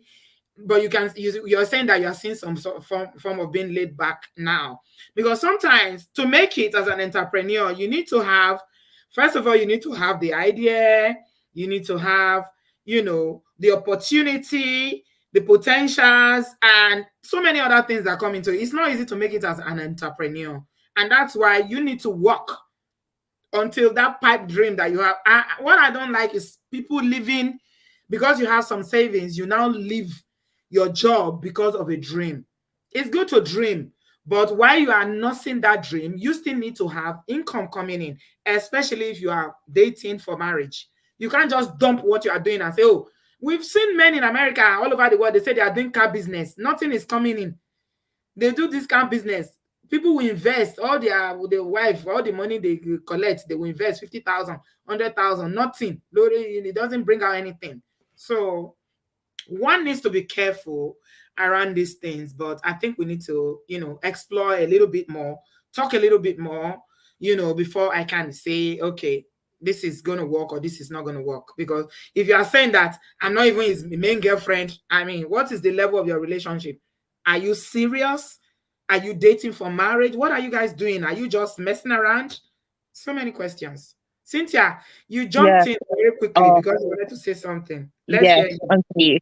So Mhm. for me, in the aspect where she said that he works in tech and he left his job without, no, he is the one that let him go or something. Yeah, he let the job go because of the business. Yeah, so that for me, it doesn't make sense because you can still work within tech, you can work remotely, you can kind of you can work as a consultant for a specific company, still have money coming in. So for me, just his mindset alone is kind of one track. So that would be a concern for me. Somebody in his mid-30s, he has a child, so he already has financial obligations towards that child. So even though he has savings, I don't see it as a good idea that he left his job, like you said, kind of putting everything into the pipe dream that he has. Yeah. Although, to me, I think that's it's kind of a red flag because normally, if you're a good person in tech, your company is going to try really hard to keep you on, or they'll normally offer you more money. I work in tech, I hire people in the tech and cyberspace every single day. And trust me, if the guy is a good guy, we will be offering him money because there are not a lot of top tech people. There are a lot of jobs, but there are not a lot of people. So it's very hard for a company to let a good person go Do you understand? For him to say, okay, I'm going to walk away from this amount of money because I'm going to sit at home and start thinking of my dreams. And then at the same time, for me, what I see, he could be a good guy, but to me, from experience, I'm kind of in two minds. I feel like he's got his sights on this lady because he sees the potential in her. She's thinking about potential in him, but he's seen his potential as somebody that potentially can help prop him and fund his dreams that he has. So she has to be careful. That's just Yeah. that's my 2 cents. She has to Another be thing that careful. a lot of people are talking about 20 Yeah. something, you don't want to be anybody's stepmother. Absolutely not. Why? My daughter's she's 19, she's at uni now. She cannot come and tell me I've met a guy in his mid-30s with a child and all this, and he's leaving his job and telling me stories. It's not happening. Go and live your life. Enjoy your youth, Go travel, date, whatever. But you don't need to be tied down as a stepmother at 20, at 22, 23. No. Yeah. Okay. Thank you, Have a good evening, I mean, Auntie. you made a lot of sense. I mean, there's a lot to it. There's a lot to that story. It seems like she's not very experienced yet. She's just getting into the dating scene, getting into relationships, and she meets this guy now. And the fact that one of the things that she said, the thing that really, for me, that is very concerning is that he's living a lucrative job, and just, up and go for a dream of a business that you haven't even started yet. That's a red flag. That's not how you start a business. Most people who live in the abroad that started business, they are still doing their job, because we know how life is in this part of the world. A lot of people have side hustles, but a lot of times people make unwise decisions around starting a business. So you just leave, oh, I can't work for anybody, I can't be under anybody. That's a red flag. You need to be in a position where you can pay yourself a salary before you can say, okay, this business is profitable enough for me to live. Otherwise, you are eyeing your partner to make up for whatever is not coming in, because even if you have 200,000 pounds or $200,000 in savings, it will go very quickly. The cost of living is expensive. It's not cheap. You are paying rent or mortgage every month. You are paying your bills. You're living. You got responsibility home and abroad. Okay, let's leave that for now so that we can move on. We still got so many people. This topic here, people are really interested in this struggle love. Dominic, how are you, darling? I haven't seen you in a long time. I know. How are you, Auntie B? I'm good, thank you. The last time we spoke, you were on holidays. How are you? Oh yeah, I've come back. The last time we spoke, I was in between jobs. I had quit one job. I went on holiday for 6 weeks, and then I came back. Okay. So enjoying life is great. Good. Love I that. hope you're well. I've seen the meeting that you guys are having based in London, and I was like, oh, I can't make it. It's very frustrating, but we are based in London, so what can we do? I know you people, but UK is big now. It's not just London. There are other places to go. Didn't you go to Scotland one time to go visit somebody? We did. We haven't done the visitation. We are going to resume it in the new year by the grace of God. So when you start doing visitation, when it's like next to me, I'll definitely come back up. All right, no worries. So this topic, I'm not going to lie, it's a difficult one, because this struggle of sometimes emotions get involved. You see what I mean? You don't plan it sometimes. You just like the guy so much. And one thing I've learned is that Igbo men are my kryptonite. My God, these people can serenade you. They can speak to you, you forget your name. So really? I've learned, they know your mumu button. Really? I thought it was Yoruba demons that have that mumu button. Listen, me too. I thought this was, but I'm telling you, these Igbo men, they know your mumu button. And they have this pride and ego. It's something else. I've never seen that in my life. So what I can say is that it's not easy, because sometimes you like the person, you're trying to help them. Do you understand? Also, we all have different grace. There are some people that can go and do struggle love and you work very well for them. Yeah, you want to try it within a few months, you're like, I cannot do it. So what I've learned is that you have to go by whatever grace you carry. If you don't carry that kind of place, don't go there. Even if somebody tells you that was my story and you work out well, it is their story or it's not your own story. And also you have to do what you can live with. Some people will engage into that. And the question to ask is, if I go through this and at the end of the day, he leaves me for someone else, will I still be okay with it? I like if that. The question is not yes, you are going to start having heart attack very young. because you cannot predict the future. You can't predict what somebody else is going to do. But you know yourself enough to say, I don't think I can. And I think there's a lot of people living with resentment. Because the lady that mentioned here before that, she said that she doesn't want marriage anymore. She wants cohabitation. In her comment, she said herself, she thought like us before. She got married. She's now separated. So she has this view. So nobody gets to certain view by themselves. Some people have certain experience and they decide, this is what I'm going to do. Other people, they look at people's testimony and they decide that, oh, I'm going to use it. You can't do it like that. You have to know what grace you have in your life. Some people, they were not even looking for marriage. It came, found them. Other people, they looked and marriage was avoiding them like they had COVID. So you can't just blindly look and say, this is my my story. And so that's what I'm learning now, is that this dating thing, it's knowing who you are in God and knowing how God speaks in your life and going that way. Because life is not like this book that you open and say, you can even say, I'm not going to go find the man with struggle love. I'm going to go meet somebody who is, you know, a good person. We are both on the same level. You now still go and do some kind of nonsensical thing. And you're like, are you joking? But I know myself and I know that for me, struggle love could not work. I tried it though. I lasted only a few months and I couldn't do it. My brother even said to me, like, who is like, how, this is not you. I said, I don't know. And sometimes I do feel for the lady who go through that, because sometimes you think maybe you are being too hard. You understand? You have brothers, you have cousins, you have people. So you think maybe he's just going through a rough patch, right? Maybe he's just going through something difficult. So you try to help him. So we are human beings at the end of the day. Okay. We're looking at that man as a man. So you see the love in him, you see the good side, you see the bad side, you think, maybe let me try. So the issue is not trying. It's make sure that when you try it in a safe environment. I won't advise to try it in marriage. I will advise you can try it in relationship and give yourself like a time frame to see whether it is something you may be able to do. But marriage is very definitive. You can't say, I'm going to go struggle off. It is very hard. When you have financial issues in marriage, let me tell you the truth, it changes people.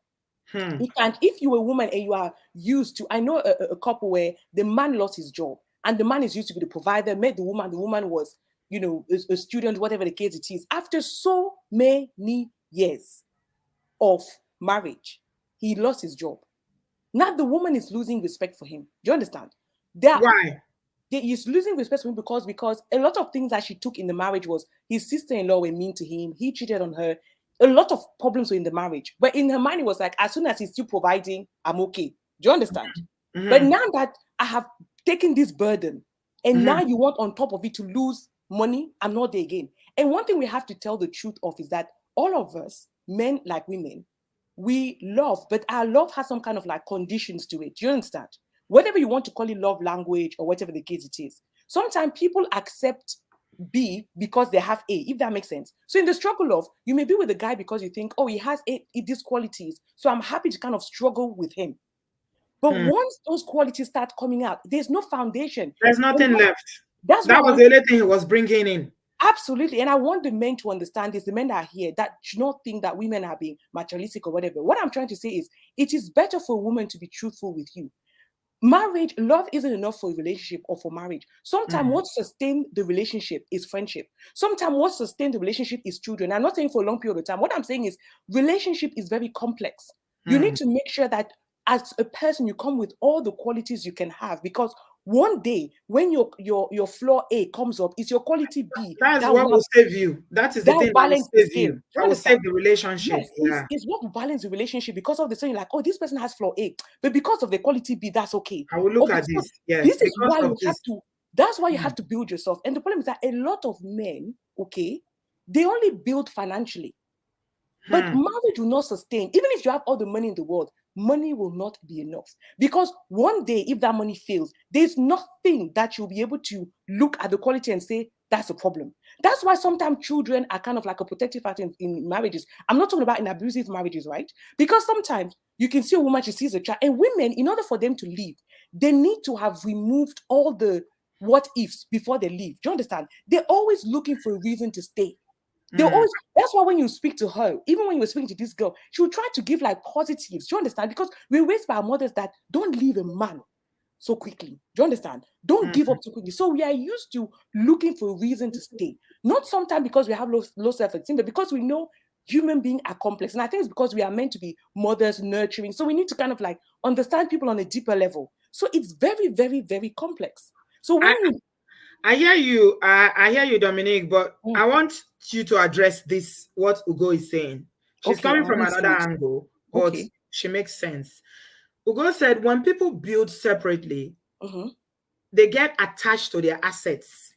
And that becomes a barrier sometimes to true love. Most marriages then become competitive. So instead of complementing one another, you now become competitors in the relationship.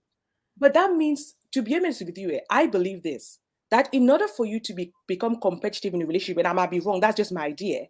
In the beginning, that means you wanted an equal relationship. Some people only feel good when they are superior. So people who only feel good when they're superior in the relationship where it's more balanced, they will feel uneasy because they feel like I need to be on top. And sometimes it can be something to do with your childhood because you felt like you were only loved when you were performing. And you might think that if I'm not on top, this person may stop loving me. What do you mean on top? Are you talking about leadership in the family, in the relationship? I'm talking about what Ugo is saying about finance. When she's talking about people get attached to their asset, why would you be attached to your asset? That means that the way you view assets is not the way other people view it. Some people view asset as, okay, I have a house because I don't want to have to deal with mortgage in my elderly years. Other people view I have a house because it makes me better than other people. So it's not just about having the asset, it's what are your views? What the asset means to you. Yeah. What does it mean to you? Because, and that's what I'm saying, is that we have to go behind the actual thing. We can't just look at, okay, they build asset together and they become attached to asset. So the problem is your attachment to asset is not having assets. Yeah. Because if you don't have asset, I don't know about you, Auntie P, but when I have financial issues, I cannot sleep. I get irritable because I'm like, what's going to happen with the rent? What's going to happen with... In fact, yesterday, my landlord told me, this man, it's as if my village people went and whispered to his ear that he want to increase my rent by 30%. I was like, are you high? And he said just as soon as possible. I was like, what is going on? So money does have an impact in relationship. The problem is, what is your view for relationship? What is your view with money? And is a woman not, if you are dating, and I'm talking about Christian dating now, because it's not everybody that's a Christian. I don't know. I believe you're a Christian, Dominic. Yeah, I am a Christian, yeah. So as a woman, if you are doing Christian dating, for instance, and you believe in the roles according to what the Bible says in marriage, are you not supposed to be the helpmate? Because I'm trying to create a balance here. Some people in the comment section are saying that once you have to support, once you have to help, once you have to support is struggle love. No, I don't agree with that. It's not about, because even if you are married for 25 years, trust me, you're going to be helping one another and supporting one another all through that marriage, right? Marriage is about being there for one another, supporting and building one another up, right? So that is something that you're going to need for long-term marriage. But the problem, what I see here about what you ladies are saying about struggle love is, if you are the only one that is building and the other person is not building with you, that is where women say, I don't want it. You need to be able to meet me halfway. Am I right or wrong? I am right. I am agreeing with you. And I want to bring another aspect to this, okay? You need to start, what I've learned is you need to start looking at people based on their strength, not on their weaknesses, okay? My idea on struggle love is this, because you might be somebody who is very strong in finance, for example, as a woman, okay? You maybe are very strong with like, or let's say, let me take an example, a very simple example. Let's say you are very strong on dates. You've mentioned it yourself, right? That you very good at organizing dates and things like that. And maybe your partner isn't good, but is very happy to maybe give the money to organize dates, right? Maybe his strength is in showing up for you financially, and your strength is in organizing the dates. Too often, I think in relationship, we want the other person to become us. But if they become you, what is the point of you in the relationship? So there will be a level of complementarity in it. So you should be strong in the way where they are weak, and they should be weak where you're strong. I'm not talking here about being independent. That's why finance is different, because if you are somebody who is financially dependent, it's a problem, because how do they survive as an adult? That's not what I'm talking about. I'm talking about characters. Like you said, you will have to support them somewhere. I have brothers, and the way sometimes they think and the way I think is different. They sit in my blind spot and I sit in theirs. So there's a complementarity here. I don't feel like they're being lazy and they don't feel like I'm being lazy. So there's a balance. And I also feel like people are going the other way, which is I shouldn't be able to help you with anything. I shouldn't. But ask yourself the question, if you believe this man, and I'm not talking about finance, okay? But if you believe this man you're going to meet is going to have everything sorted, ask yourself this question: what is the point of you? All right. Thank you so much, Dominic. I really appreciate your contribution. I have to move on now. And you've spoken very, very well. It's all about what you have and what it means to you. Timothy, I see you. Oshe Goni. Dominic. Dominic, it's very nice to see you again. Thank you for contributing. We've done 3 hours and I still got 6 people waiting. Okay. All right. This topic, I mean, obviously appeals to a lot of people. So I want to take everyone. Les Squad, thank you. Dominic, thank you so much. Les Squad, unmute yourself. Let's hear where you're joining us from and what you have to say about struggle love. Okay. NTB, I'm calling from the US. And I want to offer a slightly different perspective to this topic, specifically from the male perspective. I think it was Adewale was saying that men also in this day and age want women who aspire to a certain level in their finances.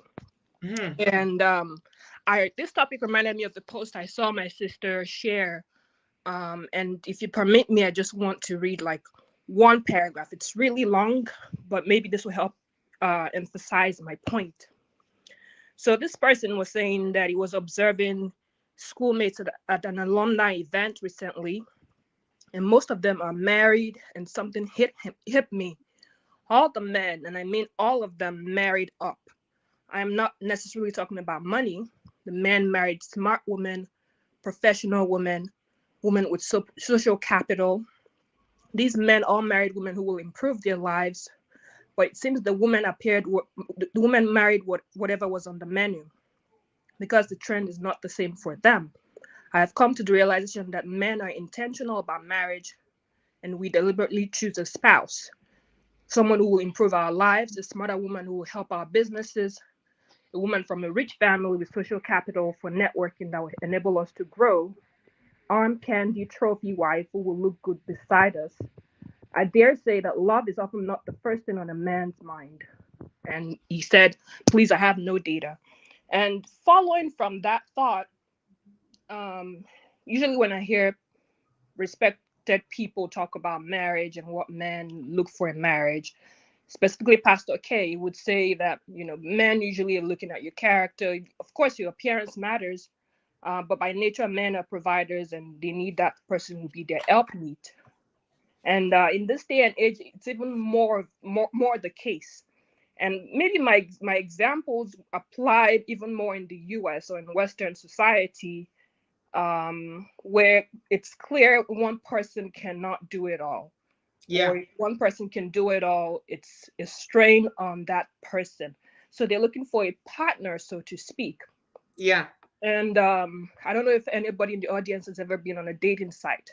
If you go on a dating site, if you live in the US or in the UK, and you're a woman, say in your late 20s, early 30s, you're accomplished, you're educated, put up your profile and just walk away and come back. Of course, they say that men will message maybe 1,000 women and see who responds, but you will notice the quality of men who actually approach you. It seems as though, yes, maybe you're pretty, but also it seems as though you're, someone who can be beneficial to their lives. And that has been my experience. And of course, there's some good quality men, but the quality of men in general is not that great. And in then your experience. In my experience. And Yeah. then I start to wonder, well, what's in it for these men? And, you have conversations with them and you realize that they see value, they recognize value. So I guess my point is this: if men are being very rational, I think women should take that standpoint too. Of course, the baseline for everyone should be character, should be kindness, should be good values. But on top of that, I assume we all have other goals, besides having a good partner, you also have goals for your family.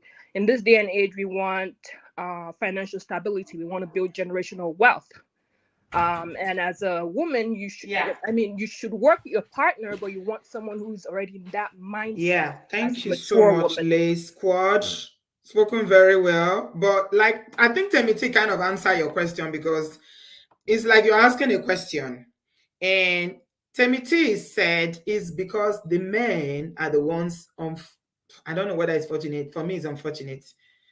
Because men have a certain kind of power that women don't have. And that is the power that they are the one across the world in all the cultures that we see that actually go to say, I want to marry you. So they can propose. Women can't. That is a power. It's power for you to say, okay, I see this woman, see this woman, see this woman. I am the one that will choose. You will see the man that you like, but you can't go and say, I like you. Will you marry me? At least not in our culture. It's not acceptable. Even in this part of the world, still, women do it, but it's not popular. So that is a kind of power that we don't have, unfortunately. We don't have that. Okay, now we've done 3 hours. I need to move on very quickly now. Temi D, your internet connection is not good.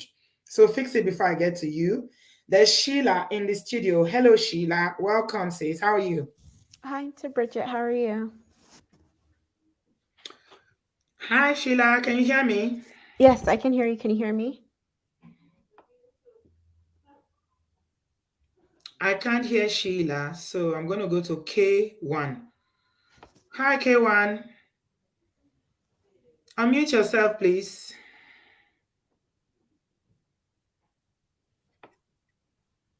Are you guys hearing anybody? Me, I can't hear you.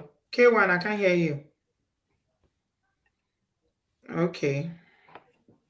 People's connection is not good. I'm going to move to... You can hear Sheila. Lobaton. Me, I cannot hear her. I don't know what's happening. You guys are hearing her, but I'm not hearing her. So how are we going to have a conversation without me hearing her? Let me see.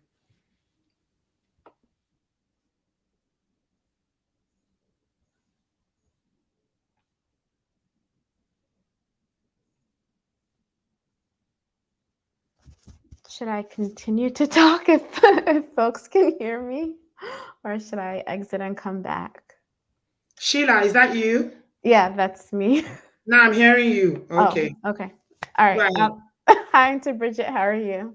I'm good, thank you. Good. I caught a little bit of yesterday's show, so I hope you're doing well. Let me know if we need to go fight that bishop at some point. But Thank I'm you. glad you're in good spirits. I appreciate you having this topic and this conversation. I think a lot has been said. It's been, I think, over 3 hours. I had to like step away for like a meeting and stuff, and came back, and you all are still going at it. But I think the little that I'll just add from my own experience, especially like when I was like on Tinder and Bumble and in the dating scene, and now I've been in a relationship for a few years now. But one thing that I'll say to help those out there in terms of the things that helped me in avoiding struggle love, if anybody's interested in that 2 cents, is one thing that I'll say is, and I think others have touched on it, is understanding that there's love and emotions and then also logic. And I think that kind of also has to do with like the savior complex where, we want to save folks, but at the same time, we need to meet folks where they are. And also, because I think even like an example is what they say, like in the airplane, like you have to put on, your mask first before you can help like a child or anybody else, like, put on their oxygen masks. So just being cautious and aware of that. And I think also for anybody who's on like dating apps and stuff, it's very easy to research folks. And there's so many things out there to help you to kind of suss out any red flags. Because I live in the DC metro area, and there's even a Facebook page that one of my friends told me about, because she's on Hinge and a few other dating sites, and she kind of came across it.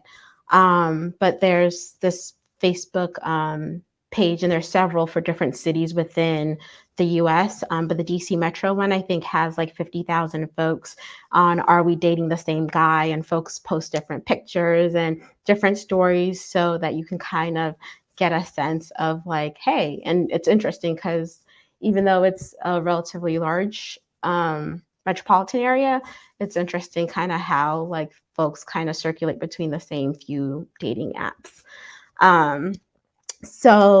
That's just two of the things that I just wanted to say, that I think with avoiding struggle love, just being diligent in terms of researching, just being sure to have your emotions in check. Like I heard the piece about Favor and her trying to figure out what's going on with this potential relationship that she has. And it sounded a bit off to me. So I would just say, for her to continue to do her research. I come from an HR background, but the whole thing about the guy quitting his job, especially in IT and the recruiting area that we're in now, it just seemed a little bit off to me. So never, fail to continue to do your research.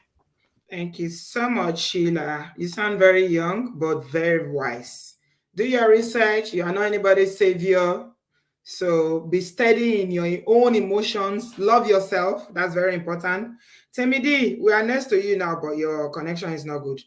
Ola, thank you so much for that. You know what? I'm using a different laptop. That's why I'm not using my laptop in my studio. So I gotta use it. Oluwatobi is the one that is on my case. This laptop I'm using, I don't have the headphones. I'm using the laptop audio, which sometimes fails. So I need to get back to my other laptop. Leah, you are next. Thank you so much, my darling, for your call. Appreciate you. You are very, very sound in your assessment of the situation. Oh, Temidi, your connection is good now. Okay, let me quickly take you, then Praise I'll go to God. Leah. Yeah. The village people have failed. They released you. I don't think I've ever tried to go on. The other day too is the same thing that happened. They don't want you to be great. What have you done? Oh God! In fact, my internet is struggling as well. Oh Lord, I'll make it brief because I don't know how long this will last before it goes off. But struggle. I believe there's struggle love, and there's struggle love with sense. And I have experienced both. The struggle love did not work. It didn't work. It didn't work. It was 8 There's only years. one person that said that struggle love worked for them today. But the struggle love with sense, that one then worked. Leah, So is it that you? worked. all the people that have called it, we have like maybe 15 people have called. Only one person said it. Jumi is the only one from New York that said it. Everybody's Let me give my good story. So the struggle love with sense that worked for me, right, is it was, I think it worked because I learned from the 8 years of struggle love prior. Right? 8 years. Yes. Yeah. You dated one person for 8 years. Your child would have started primary school. Which kind of dating is that? Whoa. Let me say something before you continue this your struggle love story. Nobody has the right to put you on a dating relationship for 8 long years. Yes. That is complete a red flag. It was too many red flags. My family was not in support. How are you dating somebody for you mean it takes 8 years for you to know whether you're going to marry me or not? Are you in fairness to him, he wanted to. My family did not approve of the marriage or the relationship. They did not. In hindsight, they had more than enough good reason to not to accept it. And that's why I was struggle, because, it was one of those things where you start off at a certain point where it was not really struggle because I was younger and I was not up to where he was at, but I caught up and I surpassed. And it became very clear that was going to be my life. And I had to make a decision. There were other factors, obviously. I don't want to get into his personal business, but ultimately I had to make a decision. Do I claim, I've been in for 8 years, I don't want it to waste? Or do I cut my losses now and keep it moving? Yeah. Go ahead. Temidi. It became you would never find someone again, blah, blah, blah. Where will you start from? Lies. You will find somebody, and I did. And I'm very, very happy and grateful that I thought good enough of myself to cut it quits and start over. Anyway, the struggle of one, I'll leave that to the side, but let me give a good example so that we can try and give a bit of a balance. Can you still hear me? Yes, I'm hearing you. Go ahead. Okay, perfect. So the struggle of it sense. So when I met my husband, we were kids, right? We're childhood friends. We lost contact. I moved abroad. He stayed in Nigeria, and then we reconnected later on in life. And why I guess it would be termed struggle love at the time, even though he was what I would call an average Nigerian man at his age, because I was overseas and I was probably a bit further out than my peers. It was struggle love because I was a bit further ahead financially at the time that we got together. So at the time we got together, I was in my early 20s. I already owned my own property. I owned my car. Had a good job. I was independent fully.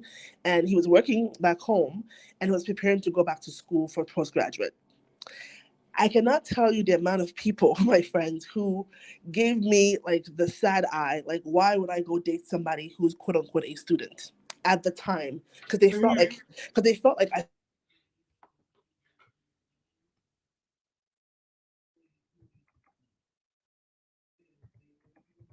Temiji, you've gone again. Okay, Leah, come in now. see me, oh, see me. Temiji, you need to go out. I don't even know what is going You on. know, I Going think up and on. I think maybe if when my phone locks, it goes Oh, off. okay. But I don't know how to keep the phone not from locking while I'm on the chat. It's weird. You don't lock Um, when you're on the phone. I thought it's when you leave it idle that it locks. that's what I thought. But I've noticed that whenever you say you can't hear me, I look at the screen and my phone It's has locked. locked. Yeah. Okay. Keep refreshing it then so that it doesn't lock. Okay, Keep I'll do that. touching the screen. And you have 2 minutes. Okay. So the key thing, like you always say about the potential, at that point in time, yes, was I further ahead? Absolutely. Was I going to be quote unquote the breadwinner essentially at that time? I would be. But would it be forever? No. Do you get what I mean? Like I guess that's where the struggle love with sense comes into play. I looked at his character. His character was key. I said, you know what, this person has the qualities of a husband that I want, that I'm looking for. He was loving, he was caring. He had everything I was looking for in that aspect, but he hadn't actualized financially where I wanted, I would have expected, or even he wanted, because he actually said to me, I'm not sure we should proceed because you're a certain stage and I'm a certain stage. I don't want to quote unquote hold you back. And I said, okay, well, so long as we're both willing to go work together and grow together, then so be it. And we did. We know we had our challenges in the beginning, but for the most part, we worked together. We saw our finances as one. Whatever he brings in, whatever I bring in, is our money. And maybe that's why the approach worked for us. So that even in the earlier stages where he finished his program, started working before, and it caught up, and then of course surpassed me eventually. It was something that we never had a problem with for the most part because we made a conscious effort to work together. So it worked because I made sure the foundation was there. He wasn't a bum, just sitting there not doing anything. He wasn't somebody who was content living a mediocre quote unquote life. He was somebody who was striving for more. It's just that at the time that I met him, he was not there yet. And I'm glad that I gave him a chance. I'm glad I took that step because if not, we would not be here together. So it worked for you. It worked for me. It didn't work in the past, but it's worked for you with your husband now. Correct. It worked and did you have to date your husband that long before you got married? Like the 8 years courtship? No, I know. Sorry. You didn't have another 8 years to spare. I learned in fact, I gave him timeline. I said, yes, so you're finishing school on this day, that's good. Traditional marriage, as in like he literally, as he finished his program, we got married a few months later. We didn't date long. It was from beginning to end, from actual started to date to marriage, probably a year and a half, maybe 2 years. Yeah. But don't forget, I was in my early 20s.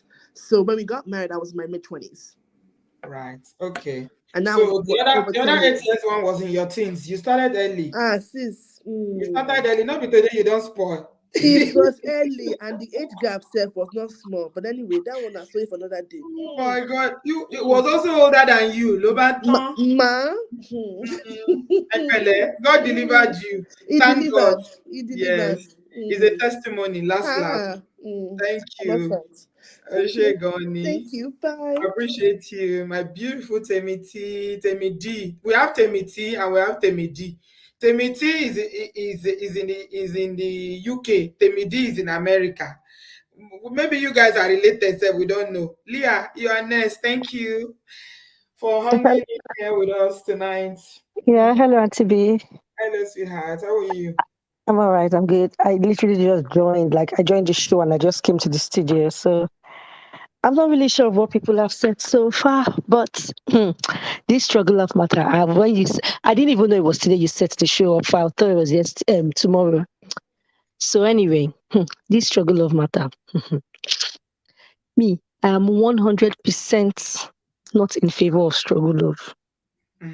Why? Because, and the reason is, I think it was when I was in my early 20s, like 2021. Then there's this my friend, so I'll just give you a short story. There's this my friend's friend. They were not dating anything, they were just like neighbors. So this guy got a job in the bank. So when I saw him, I was like, congratulations. Everything. I was like, your girlfriend will enjoy you now, Abi. She will enjoy you. You know what this guy told me? He said, I beg you, when I start this job, I could just change girlfriend to fit my position. And this thing that this guy said, he's not the only one that has said it to me. Like, when it comes to these are just friends, I know, like just male friends. So there's this thing that they call starter wife, where when a man is struggling, like in his initial phase of life, and he hasn't had it, he will marry you or he will have you as a girlfriend or maybe a wife or a placeholder girlfriend or a wife. Once they start to make it, they just cannot picture you being their wife life anymore. No, they everything about you reminds them of their former life, their struggles. Everything that once they see you, they cannot imagine, they cannot bring themselves to see that, this woman actually liked me for me. No, they just see you as a reminder of everything they don't want anymore in life. And this thing happens to more women than we even know. You know what you said now? I think I've heard that before, that you being in their life reminds them. Yes. Especially if it's somebody that is very hungry to get out of that, social economic state that they were. They even, and you know the thing about people like that, they despise people who are currently in that position now that they were. So they don't want to identify with that life anymore. Yes, they don't want to. And everything that reminds them of that life, they just discard it.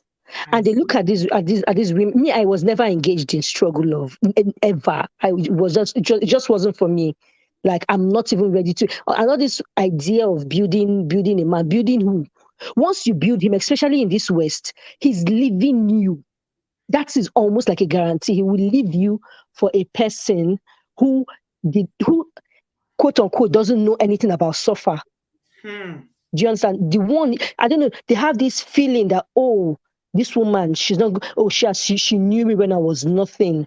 Now that I have everything, she's still not going to, she's not going to worship me. Like, she knows almost like she knows. She knows me when I had nothing. Exactly. She has seen my dirty linen. She's just not it. Then they want to look for somebody who they believe this one don't like struggle at all. This one like cream baby babe. Girl life. Exactly. Do not go for the girl that wants the baby girl you life. Struggle, you don't deserve that lifestyle. No, you don't deserve it. And this thing happens to more. And the thing about women is when we meet men like this, well, not me, but most women, when they meet men, the first thing they're thinking about, single girls, is, I want to marry. Is this why, Leah, let me ask you, a lot of black men who are successful in the diaspora, especially the ones that are in sports, they are doing sports and they are making it in the music industry and all those, they tend to go and marry. Is this why they marry Oyibo? Yes. So what they call those people are preferences. Actually, the darks, and people that do this in most to be are the dark-skinned black men. Footballers always end up marrying once they come from Africa and then they are playing all these big clubs now. And they have money. You now see them running around with all these white girls. I'm wondering. Yeah, and to be honest, do you know the particular ones that have this problem? The dark-skinned black men. they just then associate struggle with black, and they're trying to make people see them in a certain position. So with their inferiority complex that they have, they believe, oh, now I'm mingling with the whites. So these are If the I, high if, value women now in yes, their if I mind. can have their girl or a woman that is white, yes, it means that I've arrived. And at the end of the day, and they know these men, they know that these women are only with them because they have this money. They know. You wonder when they divorce, they clean them out Yes, neatly. and even those ones are even the rich ones, even the normal, everyday guys. They do that thing too, and they know that these women that they've gone to be with now, the baby girl life women, they don't even love them. They know they're with them because they have something to give them. They have the money, but they don't care. I was asking my husband the other day, I was like, why is it that men will know? It's not as if they don't know. They know that these girls only with me because I have money. They know. Somebody said it when on Instagram. I read something that's, especially in Nigeria, that some men actually enjoy it. That they feel like a woman asking them for money makes them work harder. That they like it. And a lot of Nigerian men, the only language they understand, if they even want to talk, I'm not talking about because what we're finding out now is that men in Nigeria and men in abroad, Nigerian men in abroad, African men in abroad, they are different. They are completely different.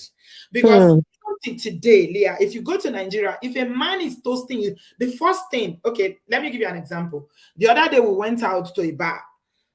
My friend was celebrating her birthday, and a group of us girls went out with her friends and everybody. And there's this my girlfriend who is single. This guy was looking at her, he was admiring her, beautiful girl. Do you know what? He didn't say anything. He didn't do nothing. When we're not going to my car, he now came and said, "Oh, I like you. Can I get your number?" Try. I charge. You see the way I charge, eh? Yes, Auntie B, He yes, I was think I smiling, have. he was even smiling and saying, "Auntie B, calm down." I said, "No, no, no, no." I say, what kind of a man are you? So you see her in there since a real Yeah, Nigerian man would have sent drinks to that table. Say, go and yes, take that yes, girl these drinks. Tell her I'm the one that ordered it. Then that is the way he even introduces himself to you.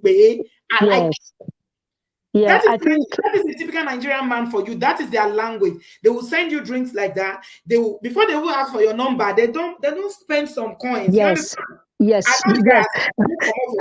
If you don't come off Auntie from my B, window, I will use this my steering. I go cut this motor. If you don't get out of here, my Auntie friend B, was laughing. Auntie B, unfortunately, I don't know. You remember that story you told us about that woman that was screaming about village men, how they're very stingy, blah blah blah blah blah. Yes, yes. That's it. You know what I think? I think it even happens here. When here, I know it's difficult to have a one person, take care of a family here, even in the diaspora. But that's not how I live my life in this country, though. Me, I Somebody stick. said, Trina said maybe he was intimidated. He's intimidated. We can be intimidated to come and ask for a number, but I cannot be intimidated to buy the girl. No, You want to collect the girl in Auntie the you B. want to buy her a drink. You're asking for her phone number. How dare Yeah, you? I yeah, beg. yeah, yeah, That because is he doesn't want to spend the money now. He doesn't want to spend the money. That's it. what If you kind of a if thing you, is that? if you check that It's one not. very well now, We are he there may. for hours. This thing I'm telling you. We are not going. You Mm, are running after the car. Hey, can I know you? But did you not see her since when we're inside that place? yeah, he doesn't want to spend the money now. But If in you check him Nigeria, very well, what he I'm may not telling even have anything. you today, Leah, today is a different scenario. Even small children that are just learning dating. If they want to date a girl, maybe they will buy her Coke, they will buy her biscuits, they will buy her Fanta. It's a cultural thing. This is the Nigerian man that I know. But you Yeah. see all these ones in Obodo, I don't know. Maybe it's the environment. I don't know. Yes, they're trying to they're trying to change their mentality to the quote unquote Oyibo ones, but they've even forgotten that even the Oyibo ones, if you meet a proper gentleman, the Oyibo ones, they know that a man is supposed to provide. They know those things. They're only the ones also that Ice are involved in cream. Yeah, they'll buy struggle. you ice cream. They'll buy you meat pie. And to They be will, honest, it's the ones that are involved in struggle too, because every struggle, like that woman said, it comes in all races, all shapes and sizes. Me, I always tell people my single friend. Well, I don't really have a lot of single friends, but the few ones I have, like my younger sister, I tell her, you see, struggle love. Anybody that doesn't have his stuff together, don't even Try, because then is you want to pity them and you want to love them, but the problem is after that they will hate you. They will Yeah, have this women have I always say it, yeah, we have savior a savior complex. mentality. Yeah, we Yeah, have a savior complex. We want to save Messiah. the whole world. Yeah, The way we do with our children, that's the way we do it when we like somebody. When you like a yes, man, you want to do that. Jo is saying that I remember your son that wanted to buy earring. Yes, he was only 14 years old that time, and he was already thinking of buying earring for his yeah. crush in school at that time. I thought that story one day was very funny. But I mean, I don't understand. Men, please, I'm begging you. I'm not saying that women shouldn't support men, no, but you are a man for a reason, no. I'm praying that God will provide for all our brothers. Yeah, God will help you. yeah. And it's not only about money alone. It's very, very important that we'll talk about this. Especially if you know you don't have enough money, make up in other areas. No, they Make don't want to up in make up other for. areas. They don't want to make up. They want to not have the money, and then they still want to be the head. Do you understand? No, the headship is not a question of whether you have money or not. In marriage, I mean that's a different conversation. If we want to go into that, we're not going to come out here today. In marriage, in Christian marriages, automatically as a man, you are the head of the family. As a Christian Mm, woman, you know that. You know, yeah, if you are not a Christian or you are, you believe in other things, it might not apply to you. But what yeah. I know in Christendom, thank you so much, Leah. I'm going to round up now. Thank Okay. you for calling. Thank I you, appreciate Ativi. Bye. you, my darling. We know that as a man you are the head, but a lot of men misunderstand. Being a head of the home doesn't just mean that. You need to understand what it means. So headship is responsibility. There's a lot. But what we find these days is that a lot of people are struggling. You are struggling, you want to be head, but the headship, what it comes with, you don't want to provide it. So being a head or being the leader, I prefer that word leadership because you're supposed to provide leadership for your family. This is the context of marriage. It comes with responsibility. Mm, Financial, if you don't have financial, make up, Rapatic, I will always refer to him because amazing man. He will tell you his wife work hours, long hours. He will come back and he will sit down, be massaging her legs. He will be giving her back rub. He will be giving her massage. He will cook and do things that will make the woman not even think twice because he's meeting her needs in other areas emotionally. You see, the problem comes in when you don't have money. Maybe your wife is earning more and you still want to be lording over her, say, I'm the man, like the other person that called and said, you will still go and do plenty hours and come back. He will sit down at home all day, not doing anything. You cannot make dinner. You expect her to come back after a long shift of 12 hours to come because you are the man. He will come and cook for you. It's not sustainable. Sooner or later, she's going to dump you. Some of our brothers are learning, especially the younger generation. They are learning. The ones in their 30s, below 40s, they are learning. So leadership is not only money. Oh. OJ says money is not only money. You lead in other areas. Spiritually, you are leading. Emotionally, you are leading. Because why I say it's not money alone, yeah, money is involved, but sometimes it might not be money because people go through things in life. You might meet a guy today, he's making money more than you, and you marry him because of that. If you say leadership is money, what if he loses his job? Are you going to leave the marriage? If it's somebody that, it was financially stable when you got married and the job goes, because you never know tomorrow. You're not going to leave the marriage because of that. You will have to step up. If you are a wife and you believe in that marriage, you want to build it, you step up until he's able to stabilize. That is your role as a woman. You are the helpmeet. You are the helpmeet. So it's not about money alone. People need to study about leadership. What does it mean to be a leader? Simple things as is a servant leader. Simple things are leading your family or to an altar of prayer. To have family prayers, things like that. You take the lead. Simple things, setting example. You set example. So it's not money alone. I don't want, if you think like that, then you are making a mistake. So this struggle love, I understand exactly what these ladies are saying. People have shared all their experiences today, and I hear you. I understand it more now, but I feel like because of who we are as a people, as Africans, Black people, you know, when African American, Afro Caribbean, as people of color generally, we need to take into perspective our cultural background, our religion, our values. We were trained to respect our husbands. But how can you respect a man who will quit his job and say, I want to do business, I want to do car business, and you're not bringing in any income?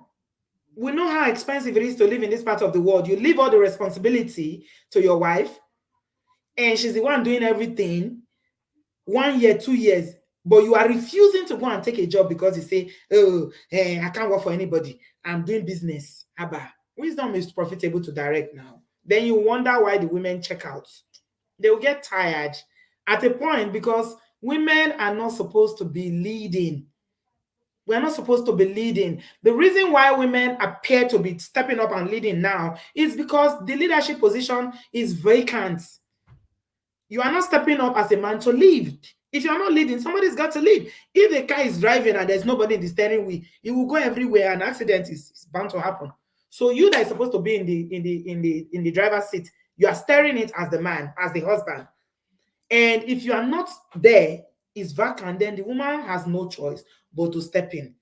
But a lot of Nigerian men are not going to be happy with that because they've been raised, in a patriarchal society that, from when they were kids, they were taught that as a man, you are supposed to lead your family. You are the head of the family. Your wife is supposed to respect you and bow to you and do this to you and do that to you. But it's not everybody you can respect. And that's why it's important for you ladies as well. Don't marry a man you cannot respect. Don't marry a man you cannot respect. It's very, very important. I think that's why a lot of ladies are saying, I'm not doing struggle love anymore. And I also want to just emphasize that we need to continually raise each other up. But when it becomes something that you see that, okay, this is going to be a long struggle, that is where women have issues. They are not saying, oh, you must be a millionaire before I marry you. But what are you bringing to the table? What are your potentials? Are you hardworking? Are you taking advantage of all the opportunities? Or you are just so relaxed? I gave you an example of one that I say is married to a barrister. He's very proud of his wife being a barrister. But the marriage is struggling now. I keep telling him, I say, go back to school. You need to go back to school. The 3 years he used to go back to university and go and read, he sees it like, oh, no. I can't do that now. But that 3 years will pass. You'll still be in that job and you have not advanced yourself. Whereby women are just continually, and it's not, the younger men get it more. But for a lot of the older men, the older generation, please take the lesson. The dynamics of relationship is changing every day. Life is changing. So especially if you live in diaspora, you need to move with changing times. You can't be static and say, I'm a man. Whatever I say I want to do, this is it, my way. Is either my way or the highway. Yeah. Women are the next, men are the head. Abby? Here to say women are the next. Abby, that is what we're taught now. Yes, life is evolving, so we need to evolve as well. So it's been a very good conversation tonight. We've done 3.5 hours. Thank you to all the contributors, everyone that called in, and those of you in the comment section, have you liked this video? Please give us a thumbs up. Basi said, Auntie B, this message is very important, that a new show like Ask Auntie B is necessary. Just a 1-hour show. You are African Oprah. You can give the advice like it should be. Okay. We are getting to Gistmas now, so we bring Ask Auntie B back, and we'll just do that. Yeah, Gistmas is going to be a combination of live shows and, short videos. Even if I do live stream, I can't do these long ones every day. I won't be able to sustain it. It's 25 days of daily shows, so I can't do this like this every day. Sometimes I'll just, we'll do this the normal days that we normally do it. Then the other times we just post short videos because I can't. So yeah, if you have anything you want to ask Auntie B, definitely send a message and then we'll discuss. Okay, thank you so much everyone for being here. I hope we've learned some valuable lesson tonight. I know the brothers are listening, even though they don't call in. I know they are listening. You're all listening. Listen with an open heart. Hear what the ladies are saying. Don't listen from a point of, oh, with these obodoyibo women, they are this, they are that. Listen to what they are saying. Hear them. Okay? So that everything good is stew. It is well, oh. May God help us, oh. And no, I'm not doing red pill, tattoo. I'm not touching that. No way. I'm not touching that at all. I'm not going that direction again. No, not that. We want to talk about healthier subjects. The red pill is very, very, very unhealthy. I'm not going there anymore. I've done everything I need to say about that. I don't care for it. It doesn't align with me. I'm not going to do anything that doesn't align with who I am as a person, right? Okay. Thank you very much, everyone. Give us a thumbs up. You have a lot of questions. Blessed, you say you have a lot of questions. Were you the one that was saying that a man can be flirting and be this? I didn't know whether you said that too. It is well. If you want to ask, it's not on the show that you ask before the show. So look at the phone, look at the phone number and the email and DM me on Instagram. Okay. I'm not starting a show without having a topic at hand. We need to have a topic before we start. And then we'll bring the ask that you've already asked and then we'll discuss it. Adama, it's very nice to see you, sis. Are you coming to the Christmas party on Saturday? I hope I'll see you then. Okay, thank you so much, everyone. Enjoy your evening. I will see you all very soon. God bless you. Wishing Rita Dominic and Mr. and Mrs. Anosike now. She's not Dominic anymore. She's Mrs. Anosike. Wishing them a long and happy marriage. And we wish them all the happiness in this world. God bless their home. Thank you, everybody, and I'll see you soon. Gistmas is loading. Send your topics ahead. DM me on Instagram, send an email, or just send a message on WhatsApp. God bless you guys. I appreciate you. Bye, guys. Love you. Bye-bye.